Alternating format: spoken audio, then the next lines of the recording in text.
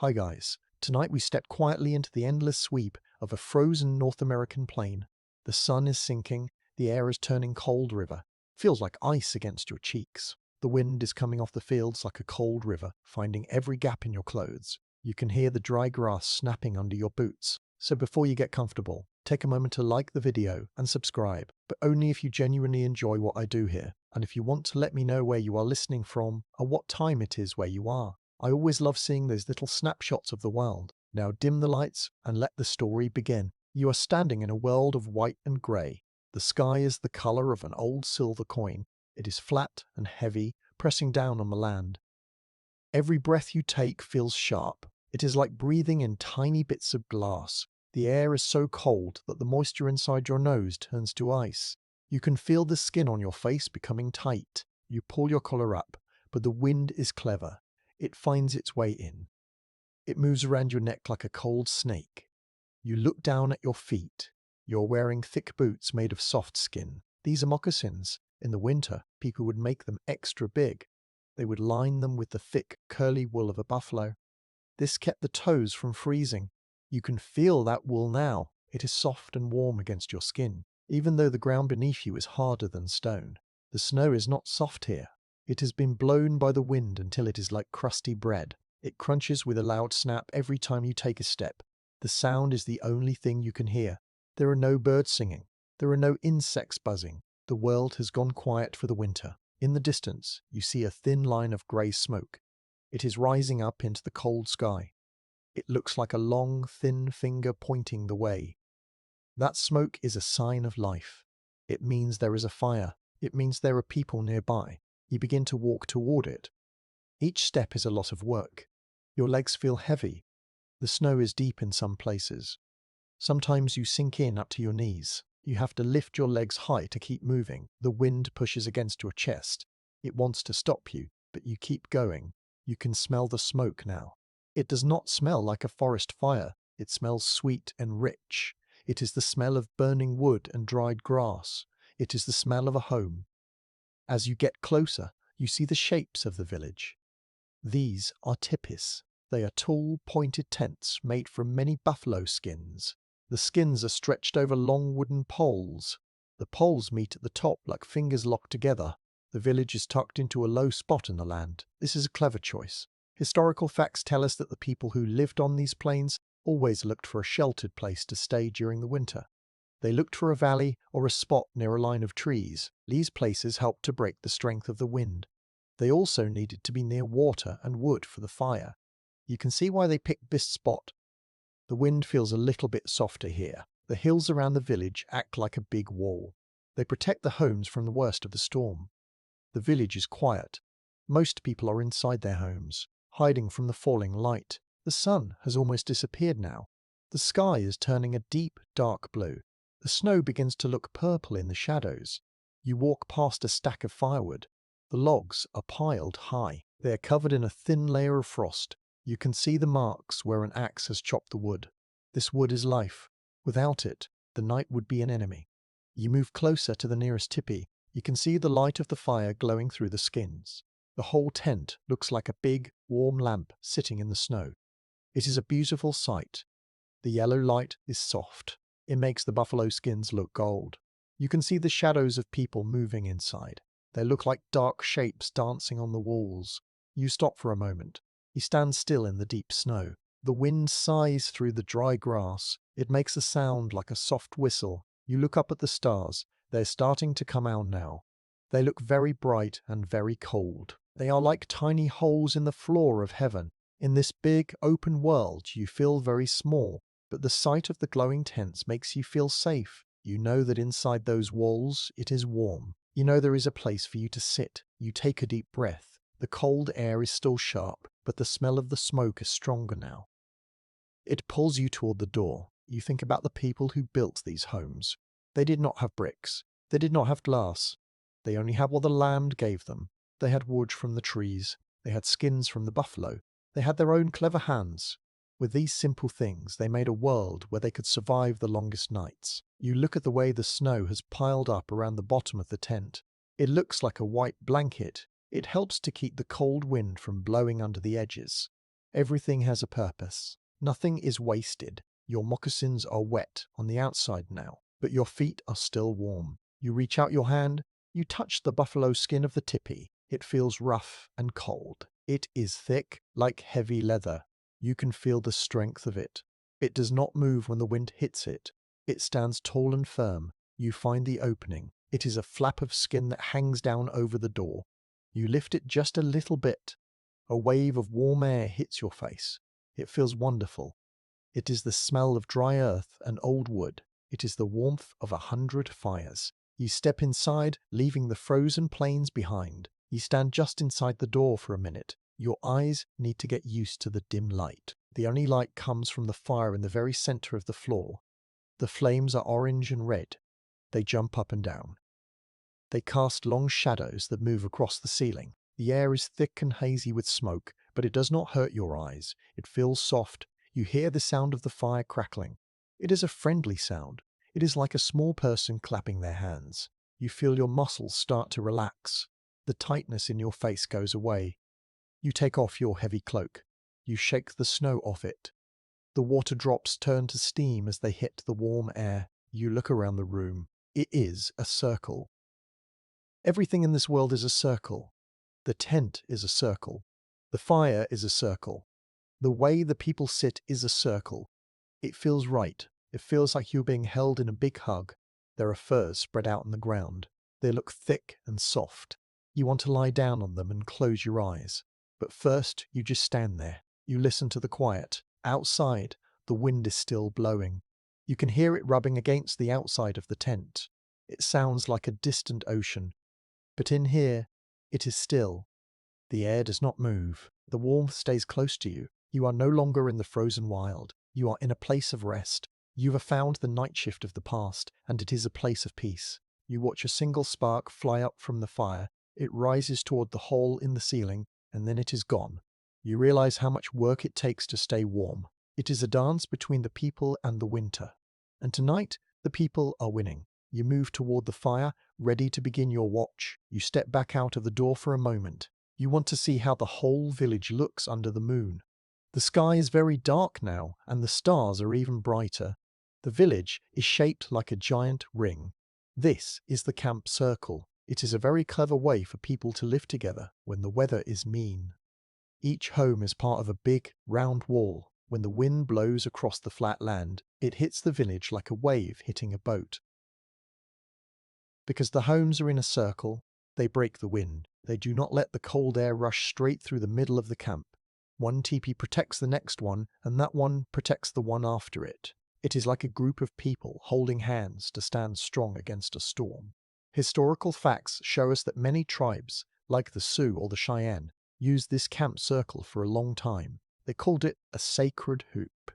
It was not just a way to stay warm. It was a way to show that everyone in the village was equal. No one was at the front, and no one was at the back. Everyone was part of the same line. In the winter, this circle became a shield. Inside the ring, the air feels a little bit more still. The snow does not drift quite as high in the very center of the camp.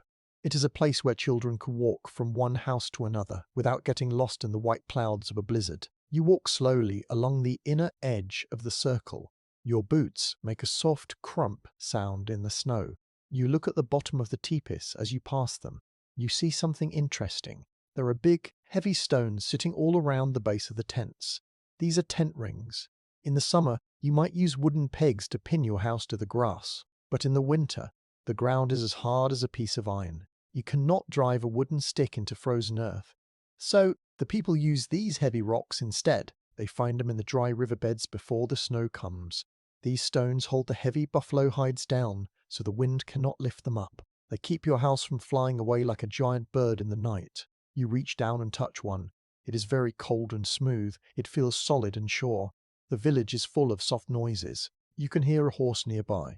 It is huffing in the dark. You see a small group of horses standing together near the edge of the circle. Their hair is long and shaggy for the winter. They look like big fuzzy toys. They stand with their heads down, huddling together just like the tents do. Their breath makes big clouds of steam that rise into the night air. You can hear the dry clack of their hooves on the frozen ground.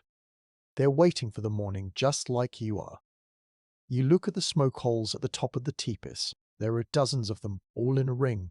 From each one, a thin ribbon of smoke is dancing into the sky. It is a very peaceful thing to watch. The smoke moves slowly, twisting and turning in the moonlight.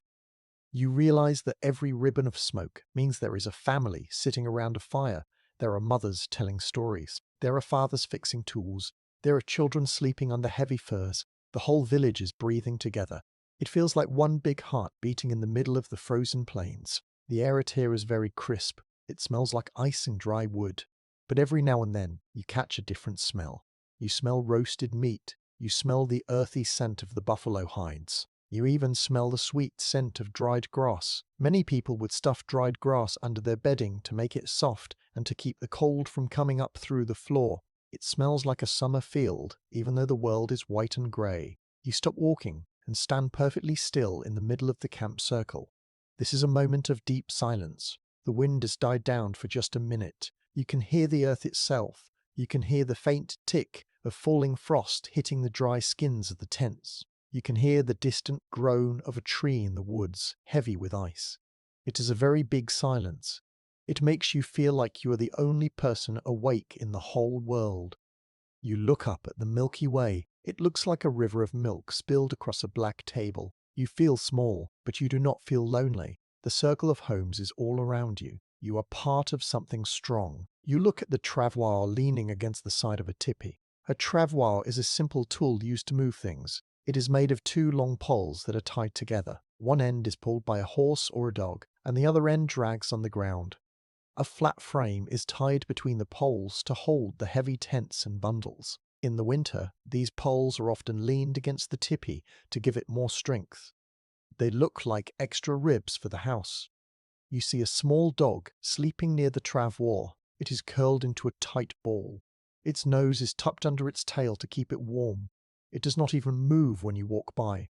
It knows it is safe inside the circle of the village. The moonlight makes the snow glow. It looks like the ground is made of glowing blue glass. You can see the tracks of the people who live here. You see the wide tracks of the sleds and the small round tracks of the dogs. You see the paths worn into the snow where people go to visit their neighbors. Even in the middle of a hard winter, people do not stay low. They come together. They share what they have. If one family has no wood, the others give them some. If one hunter finds a deer, everyone eats.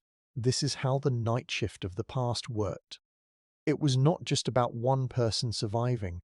It was about the whole circle staying unbroken. You feel a shiver go down your back. The cold is starting to find its way through your heavy clothes again. It is time to go back inside. You look at the village one last time. It looks so small and brave sitting there on the endless plains. It is a little island of warmth in a sea of ice. You feel a great respect for the people who built this. They did not try to fight the winter. They learned how to live with it. They built their homes in a circle so they could watch over each other. They used the stones of the earth to hold their walls down. They turned the wind into a song that hums against the hides. You walk back toward your tipi. You lift the heavy skin flap. The warmth hits you again, and it feels like a soft blanket being wrapped around your shoulders. You hear the fire pop and crackle. You see the golden light dancing on the poles. You are back in the center of your world. The circle is closed, and you are safe inside. You sit down on the soft furs and listen. The night is long, but you are not afraid. The circle will hold until the sun comes back. You watch the flames, feeling your heart beat a little slower. You are ready to rest now. You are ready to let the story take you deeper into the night. You pull the heavy door flap aside. It is a large piece of buffalo hide. It is stiff and cold on the outside, and it has a thick coat of frost on it. But as you move past it, the world changes. You move from the sharp white cold into a soft gold warmth. You let the flap fall back into place. It hits the wooden frame with a dull thump. Now the wind is gone. You can still hear it. It is a low hum outside, like a bee trapped in a jar. But it cannot touch you anymore. It stays on the other side of the skin walls. The air inside is thick and still. It smells of wood smoke and old leather. It is much warmer than the air on the plains. You take a slow, deep breath.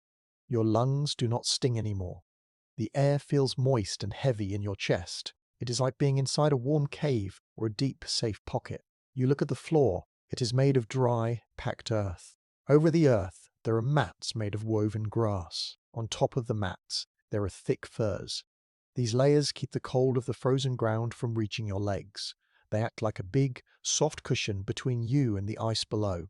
As your eyes get used to the dim light, you see that the tipi has two walls. This is a very clever thing the people of the plains did. There is the big wall on the outside that everyone can see from the camp circle. But inside, there is a second wall. This is a historical fact known as a tipi liner. It is a long strip of hide or thick cloth that goes all the way around the inside of the room. It is tied to the wooden poles about 4 or 5 feet high. The bottom of this liner is tucked under the floor mats. This liner did two very big jobs to keep the home comfortable. First, it stopped the wind. Any cold air that crept under the big outside wall would get trapped behind the liner. It would rise up between the two walls and go out the top with the smoke. This meant the people sitting on the floor did not feel a draft on their backs. They stayed in a pocket of still, warm air. Second, the liner helped the fire. Because there was air moving between the two walls, it helped the smoke rise straight up. It made the whole house work like a giant chimney. You sit down on a pile of furs near the liner. You lean your back against it. It feels firm and dry. You can feel the air moving behind it, but it does not touch your skin. You are safe in your warm corner. You look up into the shadows. High above the fire, there is another piece of hide. It is stretched across the poles like a small roof. Inside the big roof, this is a micro-history detail called an ozan. In the winter, the weather could be very messy. Snow would sometimes fall through the smoke hole at the very top of the tipi, while rain would drip down the long wooden poles. The ozan was like an indoor umbrella. It caught the drips and the snow so they did not fall on the people or their beds. It kept the sleeping area dry and clean. It also helped to hold the heat down low near the floor where the people were sitting. You watch a shadow move across the ozan. It looks like a dark cloud passing over a small tan moon. The light in here is very soft and beautiful. The fire is in the center, in a small hole in the ground. The flames are not big or wild. They are small and steady. They cast a warm orange glow on everything. The poles of the tipi are dark and smooth. They have been turned black by years of wood smoke. They look like the ribs of a giant animal holding the house together. Between the poles, the hides are the color of honey. You can see the neat marks where the skins were sewn together. The stitches are very small. They were made with sinew. Sinew is a strong thread made from the muscles of a buffalo. When it gets wet, it shrinks and becomes very tight. This makes the house waterproof and very strong against the winter storms. You sit in silence for a long moment. You listen to the house. The tipi makes its own quiet noises. The hides ripple a little when the wind pushes them from the outside. They make a soft, scratching sound. The poles creak very quietly, like an old tree. It is like the house is talking to itself in its sleep. You feel very small inside this tall, pointed room. But you also feel very important. You are at the center of a tiny world. Everything you need is right here. There is the fire for heat. There are the furs for comfort. There is the strong wall to keep the enemy wind away. You look at a small wooden bowl sitting near the fire.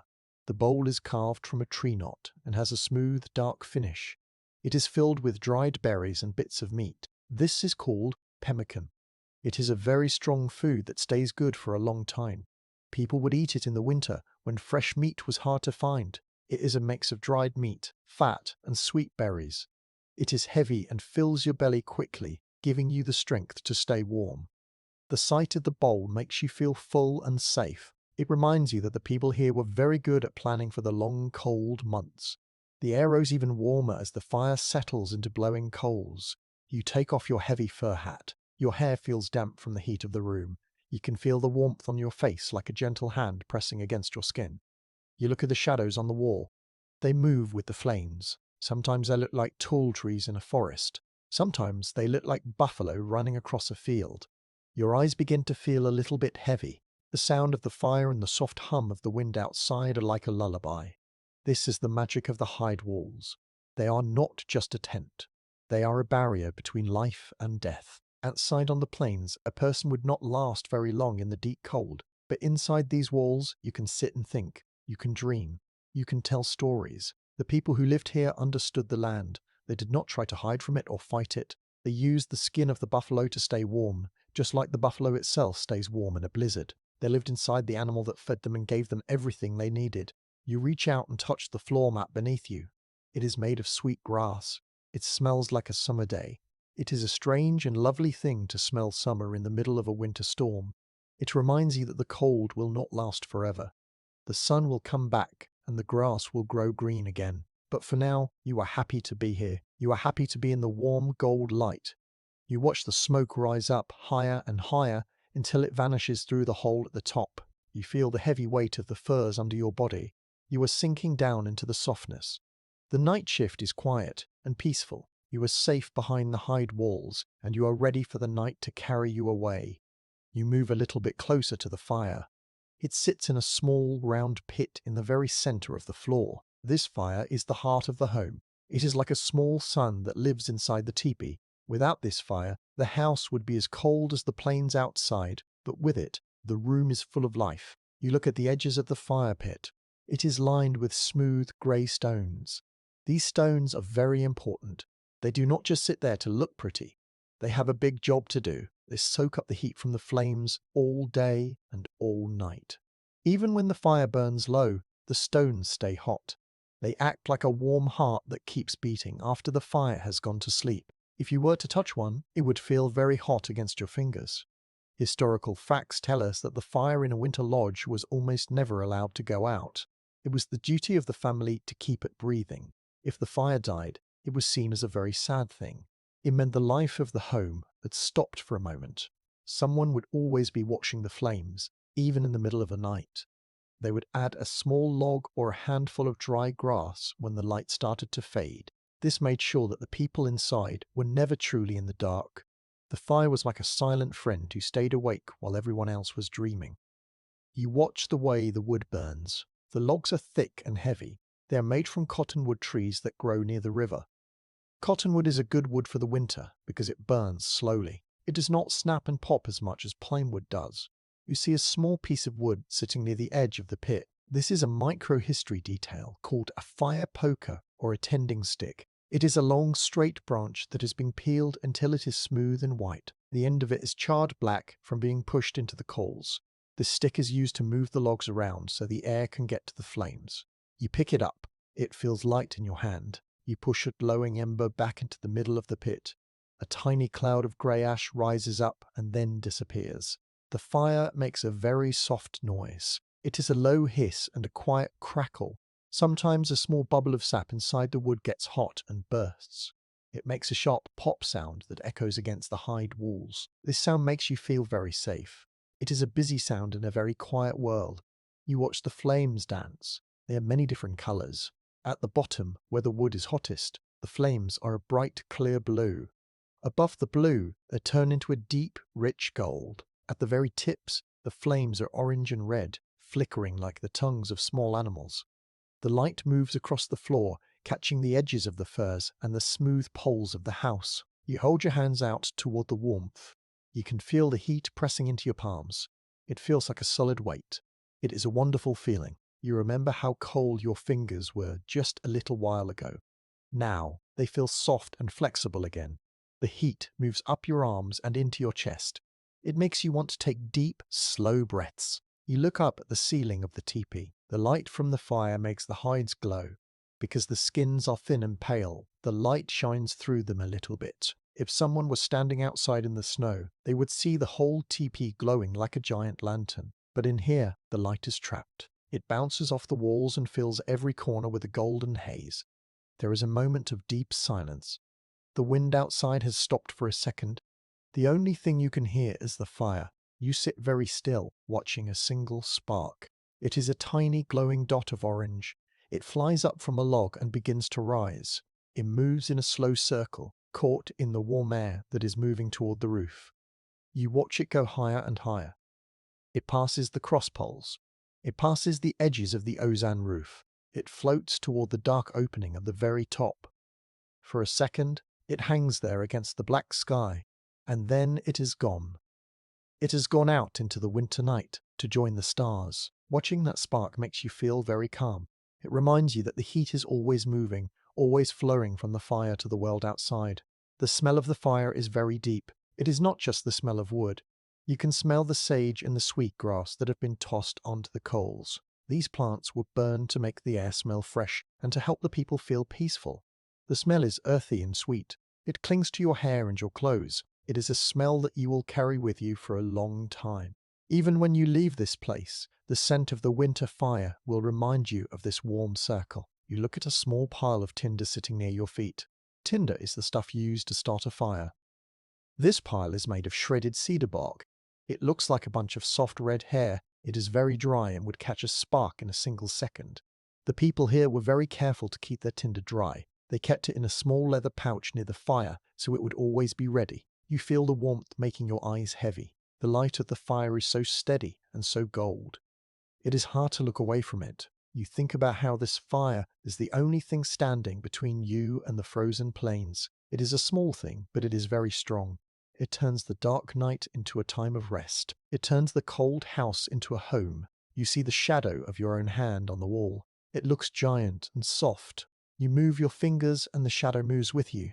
It is a gentle game that people have played for thousands of years.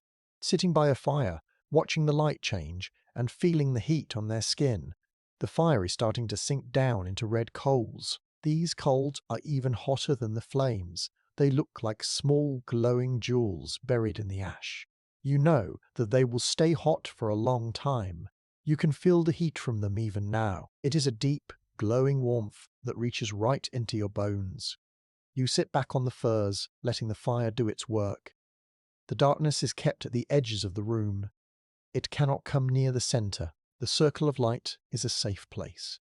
It is a place where you can let go of the day and let the night take over.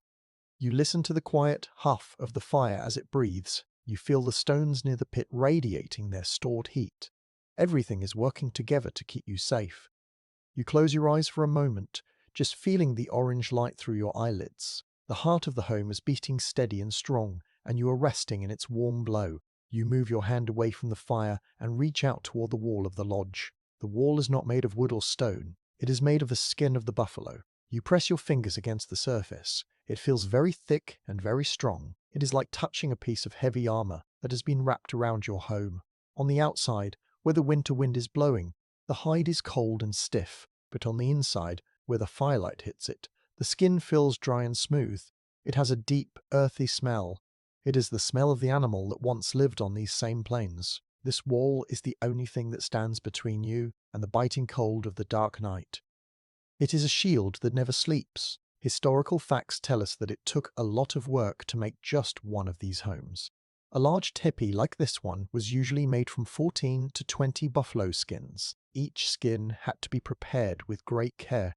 The people did not just take the skin and put it on the poles. If they did that, the skin would rot or smell bad.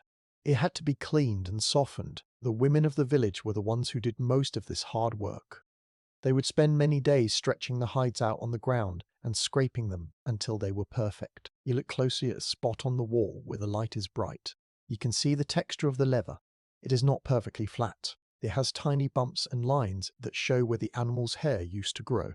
Near your feet, you see a small tool lying on a mat. This is a microhistory detail called a scraper. It is a tool made from a piece of elk antler or a heavy bone. One end of the bone has been sharpened until it is as thin as a coin. This tool was used to pull away all the bits of fat and meat from the inside of the skin. The person using it had to be very strong. They would lean their whole weight onto the scraper and push it across the hide again and again. It was a slow job, but it was the only way to make a wall that would last through the winter. Without the scraper, the hides would be too heavy and oily to use. The way the skins are joined together is also a marvel. You trace a line of stitches with your finger. These stitches are very tight. They were made using a bone needle and thread made from the buffalo's own body. The thread is called sinew. It is the strong, stretchy cord that connects a muscle to a bone. Before it is used, it looks like a piece of dry wood, but when the women soaked it in water, it became soft like string. They would pull it through the holes in the leather and tie it tight. As the sinew dried, it would shrink. This made the seam so tight that not even a tiny drop of rain or a puff of wind could get through. The house is not just sewn, it is locked together. You sit back and look at the whole wall. The color of the hide is a beautiful creamy tan. In some places, it has been turned a dark, rich brown by the smoke from the fire. This smoke is actually a good thing. It helps to cure the leather. It acts like a special coating that keeps the hide from getting stiff when it gets wet. It also keeps the insects away in the summer. The smoke moves into the tiny pores of the skin and stays there. That is why the lodge has such a deep, smoky scent. It is the smell of a building that is alive. The wind outside picks up again. You can hear it rushing across the plains. It makes a whir sound as it hits the side of the teepee. You watch the hide ripple just a tiny bit. It is like the house is taking a deep breath, but the wall does not move much. The heavy buffalo skins are so thick that they do not flap like the thin tents you might see today. They are heavy and solid. You feel very small inside this large, skin-covered comb. It is like being inside a giant drum. The wind is the drumstick, and the buffalo skin is the head of the drum. It makes a low drumming sound that vibrates in your chest. You think about the buffalo for a moment. These animals were very large and very strong. They lived out in the wind and the snow every day of their lives. They had thick skin and heavy fur to keep them warm. Now, that same skin is keeping you warm. It is as if the strength of the animal has been given to the people. You are protected by the same shield that protected the buffalo. In the dark of the night, this thought makes you feel very safe. You are not just sitting in a tent. You are wrapped in the history of the plains. There is a moment of deep silence in the lodge. The fire has settled and the wind has gone quiet for a heartbeat. You can hear the silence. It is a heavy, thick feeling. You look at the poles that hold the hides up. They are long and thin, made of pine trees that have been peeled smooth. They reach up into the darkness at the top of the room. They look like a giant skeleton. The hides are the skin, and the poles are the bones. Together, they make a body that can stand up to anything. You realize that out here, everything is part of a circle. The grass feeds the buffalo feeds the people, and the buffalo skin protects the people from the winter. You reach out and touch a patch on the wall. Sometimes, if a hide got a hole in it, it had to be fixed. The patch is sewn on with the same care as the rest of the house. It shows that the people took care of what they had. They did not throw things away, they fixed them and kept them for many years. A good teepee could last for a long time if it was treated with honor. It was a prized possession. It was a place where children were born and where old people told their final stories. The heat from the fire hits the wall and bounces back toward you. The buffalo hide acts like a mirror for the warmth. It does not let the heat escape into the night. It holds it inside the circle. You can feel the warmth on your back now. It is a very strange feeling to be so close to the frozen winter and yet feel so warm. If you moved your hand just a few inches through the door, your skin would freeze. But behind this thick hide shield, you are as warm as a summer day. You look at the shadows dancing on the wall. They are the shadows of the fire, the shadows of the poles, and the shadows of your own body. They look soft and blurred on the textured leather. You watch a shadow of a hanging pouch move slowly back and forth. It looks like a heavy fruit hanging from a branch. Everything in here has a place. Everything is tucked away where it will be safe and dry. The buffalo skins hold everything inside, keeping the world out and the family in. You feel a sense of peace. The thick walls make the world outside feel very far away. The problems of the wind and the snow are not your problems tonight. You have your shield. You have your thick leather walls. You close your eyes and listen to the low hum of the night. The buffalo hides are guarding you. They are standing strong against the ice. You are sinking deeper into the furs, feeling the safety of the skin-covered room. The night shift continues, and you are resting in the strongest house on the plains. You listen to one last gust of wind hit the wall, but you do not move. You know the hide will hold. It always holds. You looked down at the floor of the lodge. The ground is dark and hard. In the summer, this earth would feel warm and dry. You might even like the smell of the dust, but in the winter, the ground is a different thing. It is an enemy. Even with the fire burning in the middle of the room, the earth stays frozen. If you were to dig down just a few inches, you would find ice.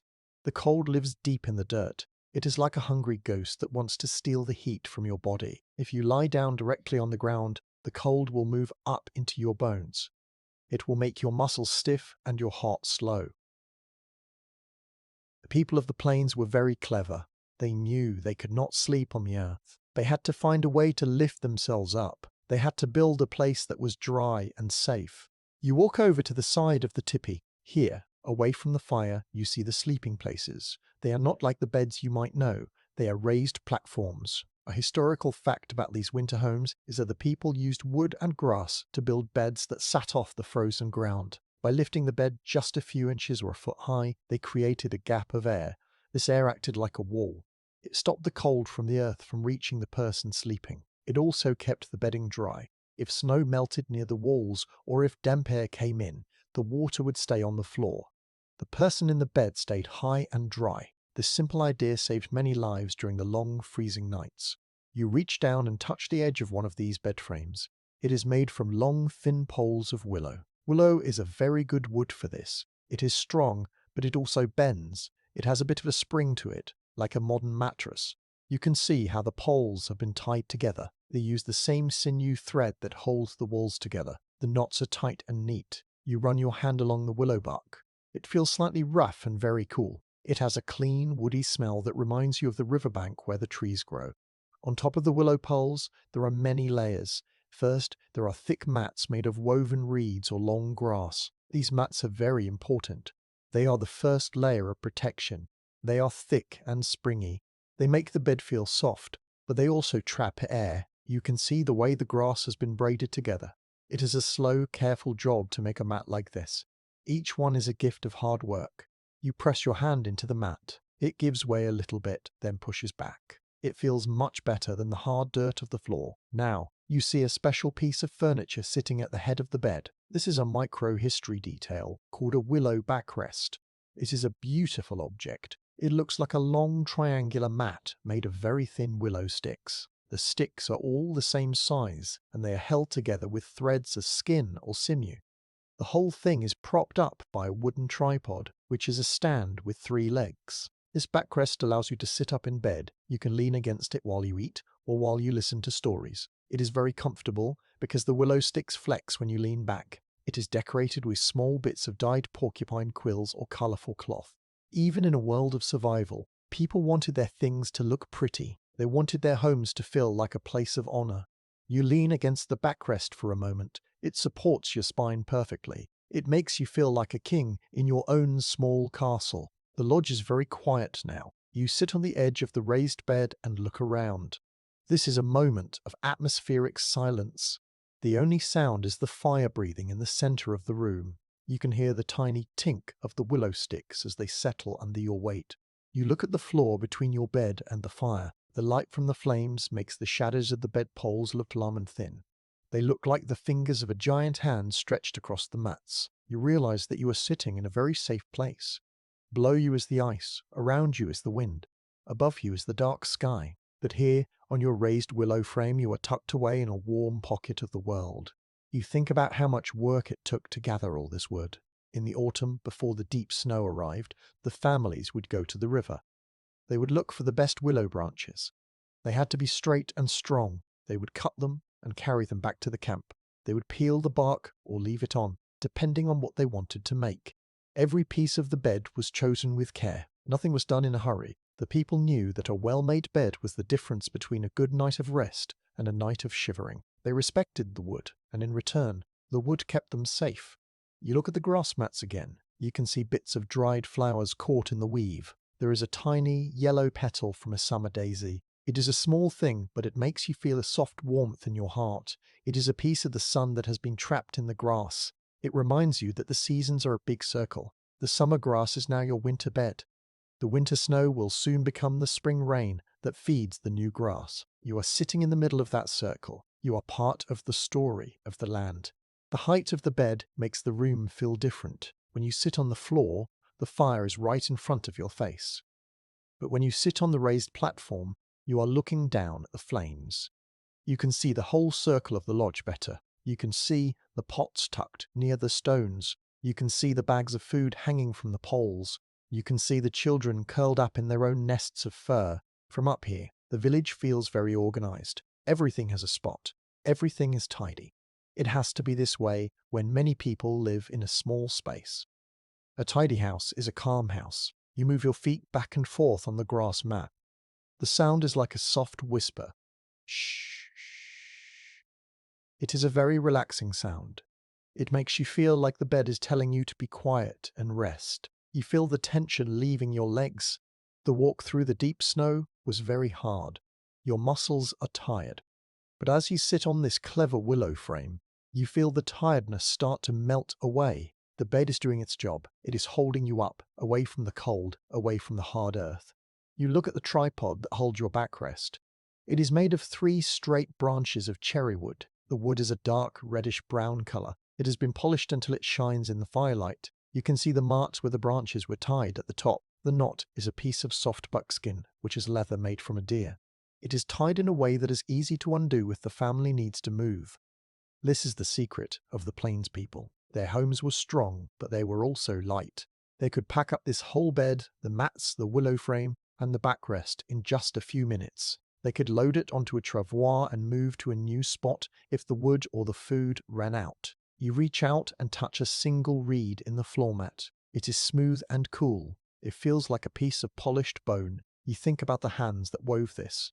You think about the fingers moving back and forth, over and over, until the mat was finished. Those hands knew the land. They knew how to take a simple plant from the marsh and turn it into a wall against the cold. It makes you feel very humble. You are resting on the wisdom of many people who lived before you. The air near the ceiling of the teepee is warmer than the air near the floor. Because you are sitting on a raised bed, you are closer to that warmth. You can feel it on your forehead. It is a soft, heavy heat. It makes you want to lie down and pull the furs over your head. But for now, you just sit. You listen to the fire. You listen to the wind. You listen to the creak of the willow. You have found a dry place to rest. You have found a way to beat the ice that lives in the ground. You are high. You are dry. You are safe. The night shift is a time for clever building, and your bed is a masterpiece of simple, strong design. You take one last look at the golden fire from your high seat, and then you begin to settle in for the long, peaceful night. You are sitting on your raised willow bed, and the cold air of the night is trying to find you, but you are ready. You reach out and pull a heavy bundle toward you. This bundle is your bedding. In this world, sleep is not just a time to close your eyes. It is a time to wrap yourself in layers of warmth so thick that the winter cannot find your skin. You begin to spread out the first layer. This is a buffalo robe. A buffalo robe is a large skin from a buffalo that still has all its thick, curly hair on one side. A historical fact about these robes is that they were the most important thing a person owned for the winter. One robe was big enough to cover a whole person or even 2 children. The hair of the buffalo is very special. It is designed by nature to trap air. When you trap air inside the hair, it stays warm from the heat of your body. It is like having a private fire that follows you around. You lay the robe down with the hair side facing up. When you lie on it, the soft curls of the buffalo wool feel like a thick, springy cloud. You pull a second robe over your legs. This time you turn the hair side down. This is a very clever trick. By having hair on the bottom and hair on the top, you are sitting in a sandwich of warmth. You can feel the soft wool touching your shins and your toes. It feels heavy. This weight is good. It is like a big, warm hug that tells your body it is time to be still. You move your feet under the fur, and they start to tingle as they get warm. The wool smells like the dry plains and a little bit like wood smoke. It is a very natural, clean smell. Now, you reach for a smaller, softer blanket to wrap around your shoulders. This is a micro-history detail called a rabbit skin quilt. These quilts are very special. They are not made from one big piece of skin. Instead, the people would take many small skins from rabbits. They would cut the skins into long, thin strips. Then, they would twist these strips until they looked like fuzzy ropes. They would weave these ropes together to make a blanket. Because the rabbit fur is so light and soft, the blanket feels like it is made of air.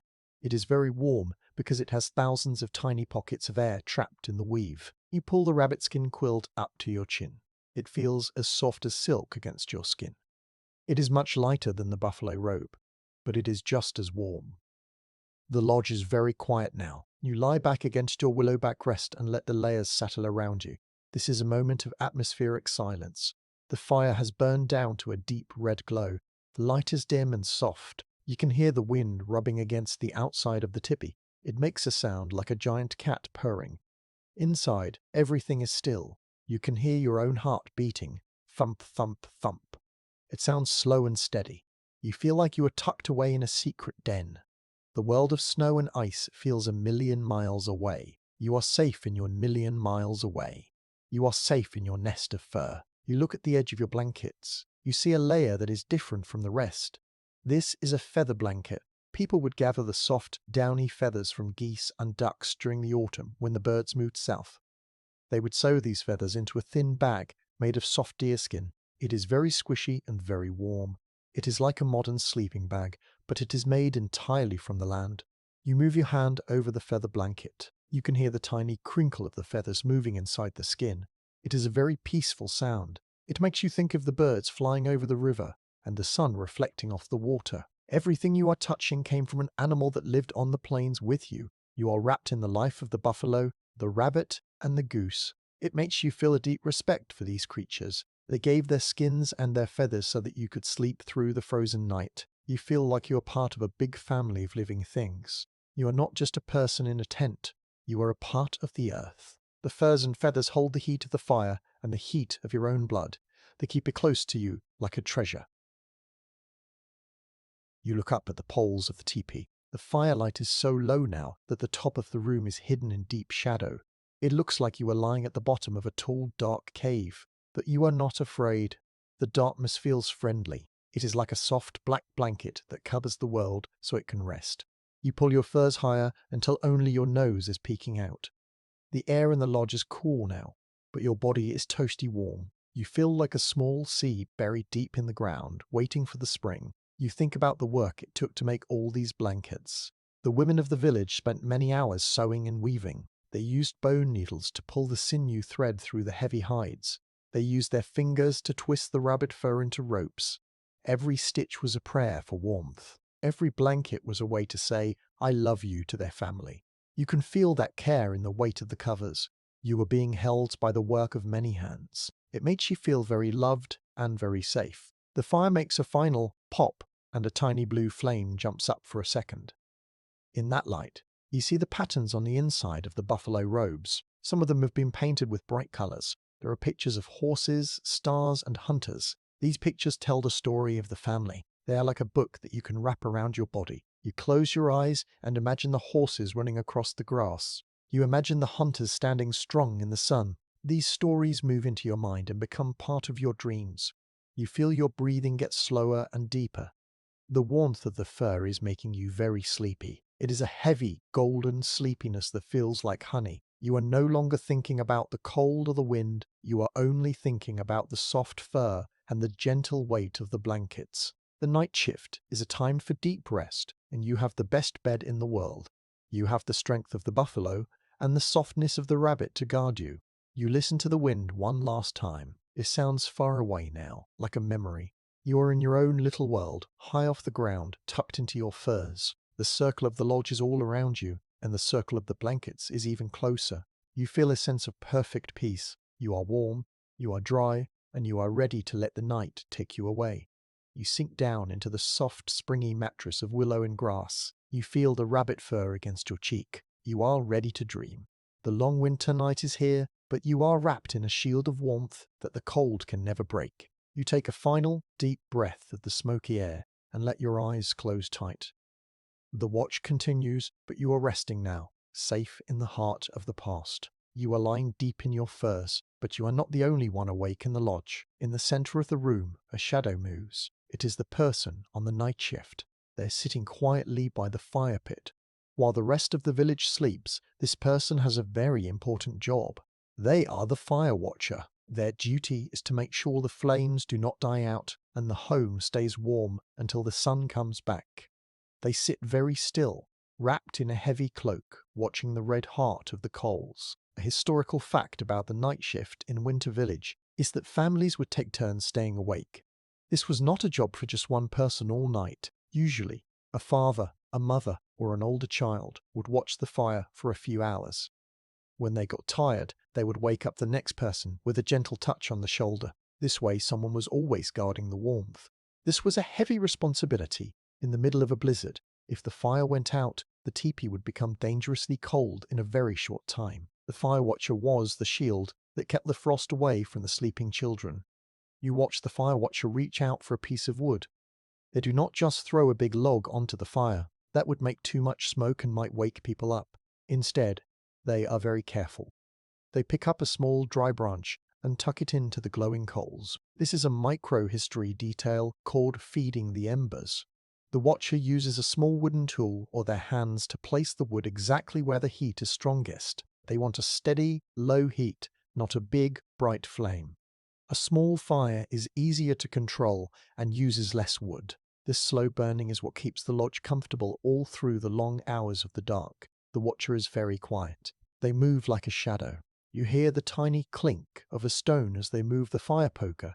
You hear the soft hiss of the new wood catching the heat. This is a moment of atmospheric silence. Apart from these small sounds, the lodge is perfectly still. You can hear the rhythmic breathing of the people in their beds. It sounds like the tide of a gentle ocean coming in and out. The fire watcher listens to this breathing. It tells them that everyone is safe and resting well. They're the only ones who see the firelight dancing on the walls at 3 in the morning. The fire watcher does more than just add wood. They also watch the smoke.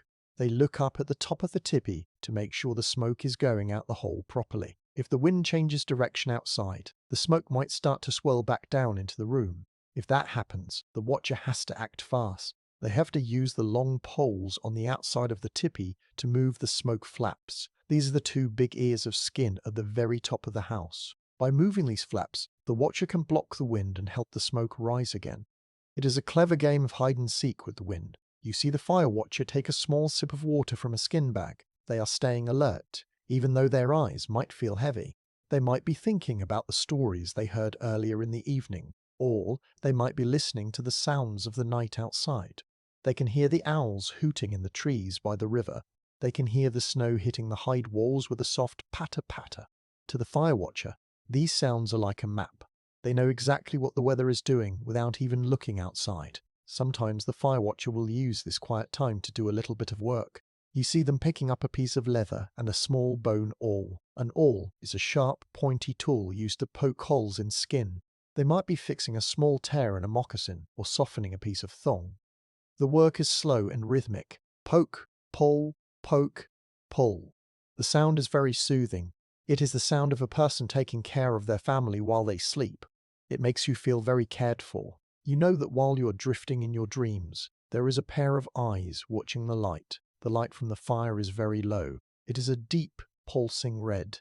It makes the fire watcher's face look like it is made of bronze. You can see the lines on their forehead and the way they squint at the coals. They look very old and very wise in this light. They have seen many winters and many nights like this one.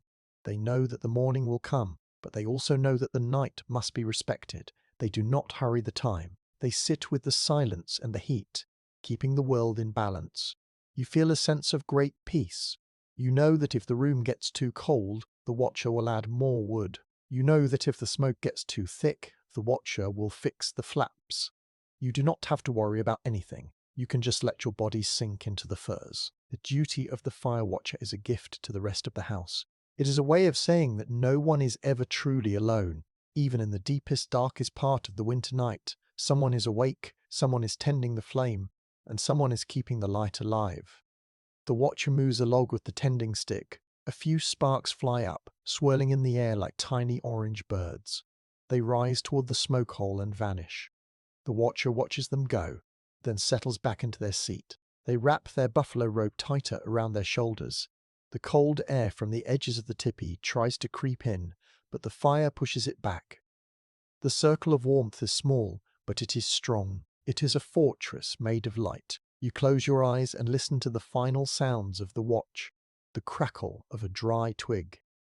The sigh of the wind. The soft hush of a person shifting their weight. These are the sounds of the night shift. They are the sounds of survival. You feel the heat of the fire on your face, even from your bed. It is a steady, pulsing warmth that tells you everything is okay. You are ready to let the night carry you deeper into sleep. The fire watcher is there. The embers are fed. The home is fed. The home is safe. You drift away, knowing that the light will still be there when you wake up. The long watch continues in the heart of the lodge, and you are resting in its care. The fire watcher continues their quiet work, but they have another clever trick to keep you warm throughout the long night. Near the edge of the fire pit, where the heat is steady and strong, a row of smooth round stones sits in the ash. These are not just any rocks. They were chosen from the river during the autumn because they are solid and do not crack when they get hot. Throughout the evening, these stones have been drinking in the heat of the fire, Now they are glowing with a secret, invisible light. They are like small batteries made of earth, holding onto the warmth of the wood. A historical fact about winter survival is that many tribes use these firestones as portable heaters. In a world without metal pipes or radiators, the people used the earth itself to move heat from the fire to their beds. But stone can hold its heat for a long time, much longer than a piece of wood. By placing these stones in the right spots, a family could stay warm even if the fire burned down to a tiny glow. It was a way to make the warmth of the fire last until the sun came up over the snowy horizon. The fire watcher reaches out with a pair of wooden tongs. These tongs are a micro-history detail called stone movers. They are made from a single branch of green wood that has been bent into a U shape. Because the wood was fresh when it was bent, it stays springy and strong. The watcher uses these tongs to pick up one of the hot stones. You can see the heat shimmering in the air around the rock. The watcher is very careful. They do not want to burn the bedding. They take a piece of old soft leather or a thick mat of dry moss and wrap it around the stone. This layer of protection makes sure the heat comes out slowly and safely. The watcher moves quietly toward your bed. They tuck the wrapped stone deep under your furs, right down by your feet. As soon as the stone is near you, you feel a wonderful change. A wave of steady, dry heat begins to spread through your blankets. It is not like the flickering heat of the flames. It is solid and sure. It feels like a small, warm animal has curled up at your toes. This is a moment of atmospheric silence. You lie perfectly still, feeling the warmth move from the stone through the leather and into your skin. You can hear the fire watcher's soft footsteps as they move to the next bed to deliver another firestone to a sleeping child. The heat from the stone is very relaxing. It makes your feet feel heavy and soft. When your feet are warm, your whole body begins to relax. You can feel the tension leaving your ankles and your calves. The cold that was trying to creep in from the edges of the tipi is pushed back. You are inside a private circle of warmth that lives right under your covers. You think about how clever it is to use a simple rock to stay alive. The people here did not see the world as a place of dead things. To them, the stones were partners. The stones could hold the gift of the fire and share it with the people while they slept. You watch the fire watcher return to their seat. They place another stone closer to the flame so it will be ready for the next person who wakes up. The lodge is full of these hidden pockets of heat. Each bed has its own small sun buried in the furs. It makes the lodge feel very rich, even though it is simple. You have everything you need. You have the thick buffalo walls to stop the wind. You have the raised willow bed to keep you off the ice. You have the buffalo robes to trap the air. And now you have the warm heart of the river stone to keep your blood moving. The smell of the warm stones is very earthy. It smells like wet dust and ancient caves. When the rocks get hot, they release the scent of the minerals inside them. It is a very grounding smell. It reminds you that you are part of the earth. You are not separate from the mountains or the plains. You are using the same heat that lives deep inside the world to stay comfortable. This thought makes you feel very steady and calm. You feel like you are being cradled by the land itself. The fire watcher leans back, their duty almost done for their shift. They look at the circle of sleeping forms, each one warmed by a hidden stone. They know that the morning is still far away, but the village is safe. The stones will stay warm for hours. Even as the fire settles into white ash, the rocks will keep breathing out their heat. It is a quiet, secret way of survival. It is the wisdom of the night shift handed down through many winters. You move your feet just a little bit, feeling the smooth shape of the stone through its leather wrap. It is a solid weight that keeps your blankets from shifting. You feel very tucked in. You feel like a person who is well loved and well guarded. The wind outside might howl, and the snow might pile high, but you have your small, warm sun. You have the heat of the riverbed resting against your skin. You close your eyes and let the warmth take you deeper. Your breathing matches the slow, steady pulse of the heat. You are no longer a stranger in a frozen land. You are a person of the lodge, resting in the wisdom of the stones. The fire poker sits quiet. The tongs are put away. The fire watcher closes their eyes for a second, listening to the peaceful silence. You are floating in a sea of soft fur and golden warmth. The night continues its long walk across the plains, but in here, under the covers, it is always summer. You sink down into the darkness, guided by the glowing heart of a single, simple rock. The watch is steady, the stones are warm, and you are finally ready to dream. You lie still and listen to the world outside the hide walls. The wind is louder now. It sounds like a great heavy blanket being dragged across the roof of the world. It carries with it the fine, dry snow of the high plains. This snow is not like the wet, heavy flakes of the spring. It is like white sand. It is hard and sharp. You can hear it hitting the buffalo skins with a tiny, hissing sound. It is a dry noise, like seeds being shaken in a gourd. But as the hours go by, the sound changes. It becomes a soft, muffled thud. This is because the snow is doing something very special. It is starting to pile up against the bottom of the tipi. It is forming a high drift that wraps around the base of your home. A historical fact about winter life on the plains is that snow was often used as a helper. People did not always try to clear the snow away from their homes. Instead, they let the wind blow the drifts high against the hide walls. This is because snow is full of air. Just like the hair on the buffalo robe or the feathers in the quilt, trapped air is one of the best ways to stop the cold. By letting the snow pile up 2 or 3 feet high around the bottom of the tipi, the family created a thick, frozen wall of insulation. This snow wall blocked the wind from creeping under the edges of the skins. It turned the tipi into a warm nest that was half buried in the earth. You look at the bottom of the wall near your bed. You can see where the heavy hides meet the floor. In the evening, you could hear the wind whistling through the tiny gaps near the stones. But now it is quiet. The snow has sealed those gaps. It has made a tight white bandage around the feet of the house. You reach out and touch the hide wall near the floor. It feels very cold, but it also feels very still. There is no vibration from the wind anymore. The snow is holding the wall steady. It is a microhistory detail called banking the lodge. Sometimes, if the wind did not move the snow enough, the men would go outside with flat pieces of wood and pile the snow up by hand. They would pack it down until it was firm. This made the house much warmer for the children sleeping inside. The lodge feels much more private now. It is as if the world has grown a new set of walls. This is a moment of atmospheric silence. You sit up just a little bit, peering into the shadows. The fire is very low, but the heat is trapped inside. Because the snow is blocking the bottom and the buffalo skins are thick, the warmth from the fire has nowhere to go but up.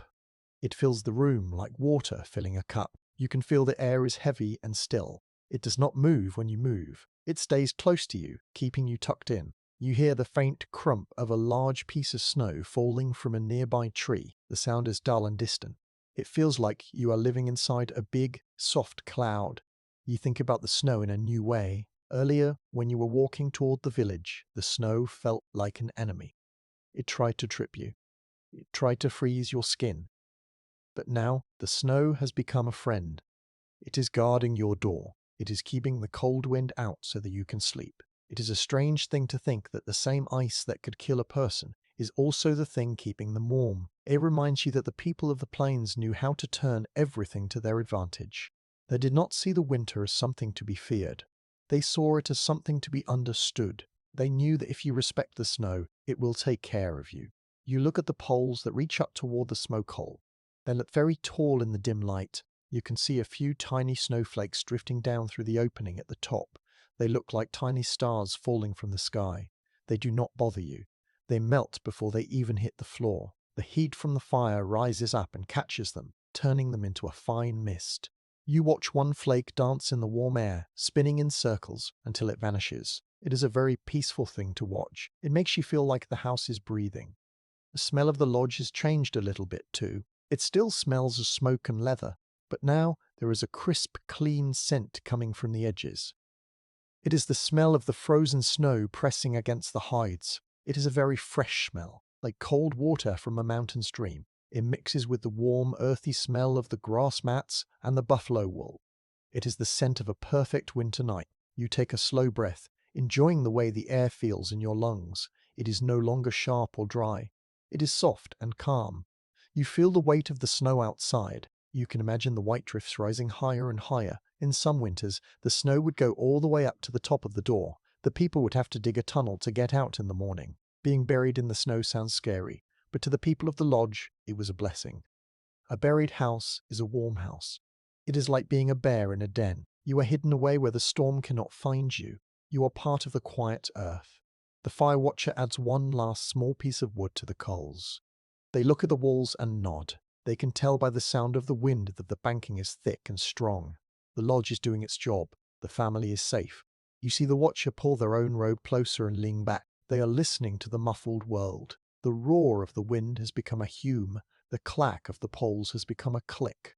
Everything is being softened by the white blanket outside. You lie back down and pull your furs over your ears. You feel very tucked in. You are protected by the buffalo, by the willow, by the fire, and now by the snow itself. It is a world of layers. Layer after layer of protection, all working together to keep the night shift peaceful. You think about the children sleeping in the other beds. They are dreaming of summer games and warm sun, not knowing that a wall of ice is keeping them safe. It is a beautiful secret. You close your eyes and let the silence take over. The snow is heavy. The fire is low. The lodge is still. You are floating in a soft, dark space where the cold cannot reach. You feel the heat of the fire staring at your feet and the stillness of the air around your face. You are resting in the heart of the winter, and it is a good place to be. The watch is steady, the snow is high, and you are finally ready to let go. You sink into the furs, feeling the gentle pressure of the world outside, and you drift away into a deep white sleep. You shift slightly in your nest of furs, and as you do, you feel a soft warmth pressing against your side. It is not the fire, and it is not the heated stone. It is the person sleeping next to you. In the winter lodge, the beds are not places for just one person. They're shared spaces. You can hear the steady, calm breathing of your family members all around you. This is a historical fact of life on the plains. People did not sleep alone in separate rooms like we do now. They slept in tight clusters. A mother and father would sleep with their youngest children between them. Older siblings would huddle together under a single, massive buffalo robe. By sharing a bed, they turned their own bodies into small stoves that kept the group alive. In the middle of a freezing night, your body heat is a precious thing. If you are alone, that heat escapes into the air and is gone. But when you press close to another person, you trap that warmth between you. It stays under the heavy furs, moving from skin to skin. You can feel the slow rise and fall of the person beside you. Their breath is warm, and their heartbeat is a steady, comforting drum. This shared heat is a powerful shield. It means that even if the fire burns low, the family stays toasty. It is the most natural way to survive.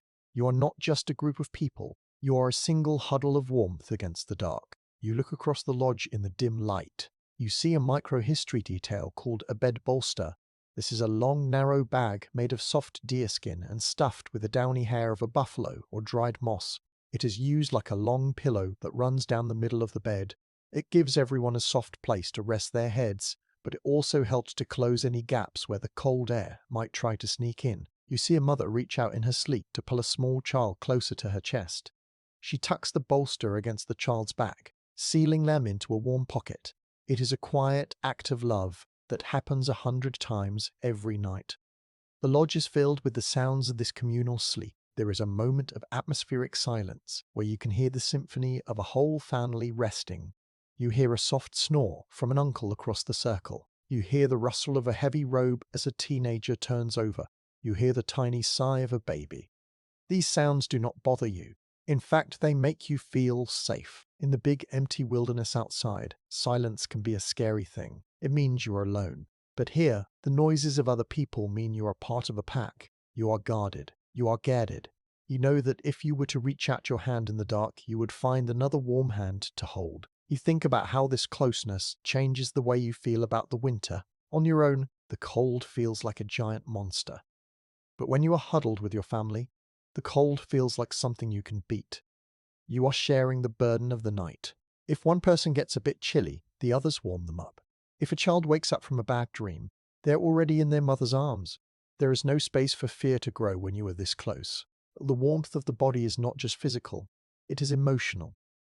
It makes the lodge feel like the safest place in the entire world. The smell of the shared bed is very familiar. It smells of the wood smoke that clings to everyone's hair. It smells of the sweet grass in the mats and the earthy scent of the buffalo robes. It is a very human smell. It is the scent of a family that lives, works, and sleeps together every day.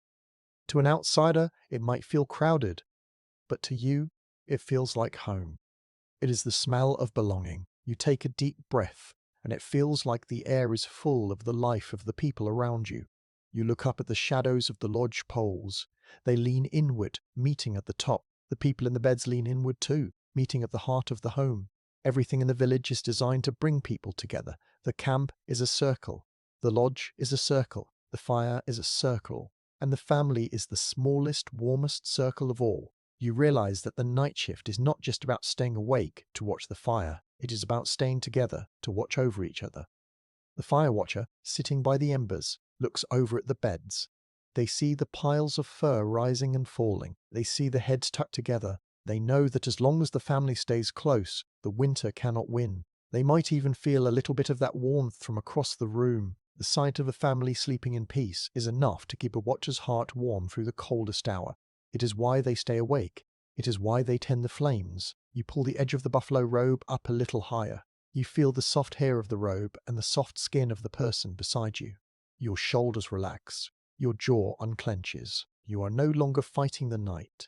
You are resting in it. You are part of a living chain of warmth that stretches back through time. For thousands of years, people have slept just like this. They have used their own bodies to keep the frost at bay. They have found comfort in the touch of a hand or the sound of a brother's breath. The wind makes a final, lonely howl outside the buffalo skins. It sounds like it is looking for someone, but it will not find you. You are hidden. You are buried under furs and layers of love. You are part of the huddle. You close your eyes and let your mind go quiet. The warmth of the person next to you flows into your side, and your warmth flows into theirs. It is a perfect balance. You sink down into the deep, shared sleep of the village. The watch continues, the fire glows, and you are resting in the strongest warmth of all the warmth of each other. You shift in your warm nest of furs, and your eyes catch a movement near the center of the lodge. A mother is sitting up quietly. She reaches for a bundle that has been resting by her side all night. This bundle is narrow and stiff, but inside, a tiny face is peeping out. This is a baby, and they are sleeping in a cradle board, in a world where the air can freeze water in a heartbeat. Keeping a baby warm is the most important night shift of all. The mother checks the wrappings with gentle fingers, making sure her little one is snug and safe from the cold air that moves near the floor.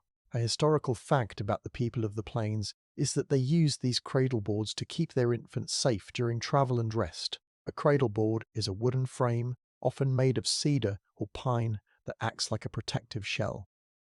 The baby is placed on the board and wrapped in many layers of soft skin and fur. This is called swaddling. It keeps the baby's arms and legs tucked in tight. This might look strange to us now, but for a baby in a winter lodge, it was perfect. Being wrapped tight makes a baby feel like they are still inside their mother. It keeps them calm, and more importantly, it holds their body heat in one place. It is like a tiny private room built just for them. You watch the mother adjust the furs. This is a micro-history detail called moss lining. Before the baby was put into the cradle board, the mother lined the skins with soft, dried bog moss. This moss was gathered in the summer and dried until it was like a fluffy cloud. It did two jobs. First, it was very soft against the baby's skin. Second, it was very good at soaking up moisture, acting like a natural diaper. Because it was thick and full of air, it also acted as extra insulation. The baby is sitting on a bed of warm, dry moss, wrapped in rabbit fur, and then tucked into the leather of the cradle board. Even if the fire were to go out, this baby would stay warm for a long time. The lodge is very still, as the mother hums a tiny song. This is a moment of atmospheric silence. The song is so low, it is almost just a vibration in the air. It matches the crackle of the fire. You can hear the baby make a small, happy sound in their sleep. They do not know it is winter. They do not know there is a blizzard outside. To them, the whole world is just the warmth of the moss and the sound of their mother's voice. The cradle board has a wooden hoop that curves over the baby's head. If the board were to tip over, the hoop would protect the baby's face. It also provides a place to hang small toys or charms to keep the baby company. You look at the cradle board and see how it is decorated. It has beautiful patterns made of beads and shells. These were not just for show. Each pattern was a prayer for the baby to grow up strong and brave. The mother reaches out and touches a small charm hanging from the hoop. It is a tiny bag made of deer skin, filled with sweet-smelling herbs. It is meant to protect the baby's spirit while they dream. Everything about the cradle board is about protection. It is a shield for the smallest and most precious member of the family. The mother leans the cradle board against the tipi pole near her bed. She does not put it flat on the ground. By leaning it at an angle, the baby is lifted even further away from the cold earth. The warmth from the fire can hit the front of the board and soak into the furs. You see the light of the fire reflecting in the baby's quiet eyes for a second before they drift back to sleep. The mother smiles, a slow and tired smile, and she settles back into her own furs. She keeps one hand on the edge of the board, even in her sleep. She is always connected to her child. The smell around the cradle board is sweet. It smells like the dried moss and the clean scent of the cedar wood. It is a very peaceful smell. It reminds you that even in the middle of a hard winter, life is starting new. The baby is the future of the tribe. Keeping them warm and safe is how the people ensure that their stories will keep being told. The night shift for a mother is a quiet watch, filled with small checks and soft touches. It is the work of keeping the smallest flame of life burning bright. You think about how clever the cradle board is for a life on the move. If the village needs to move tomorrow, the mother can just pick up the board and strap it to her back or onto a travois. The baby stays in their warm nest the whole time. They don't even have to wake up. It is a house within a house. You feel a sense of comfort, knowing that the little one is so well guarded. The winter is big and loud, but the cradle board is small and quiet. It is a match for any storm.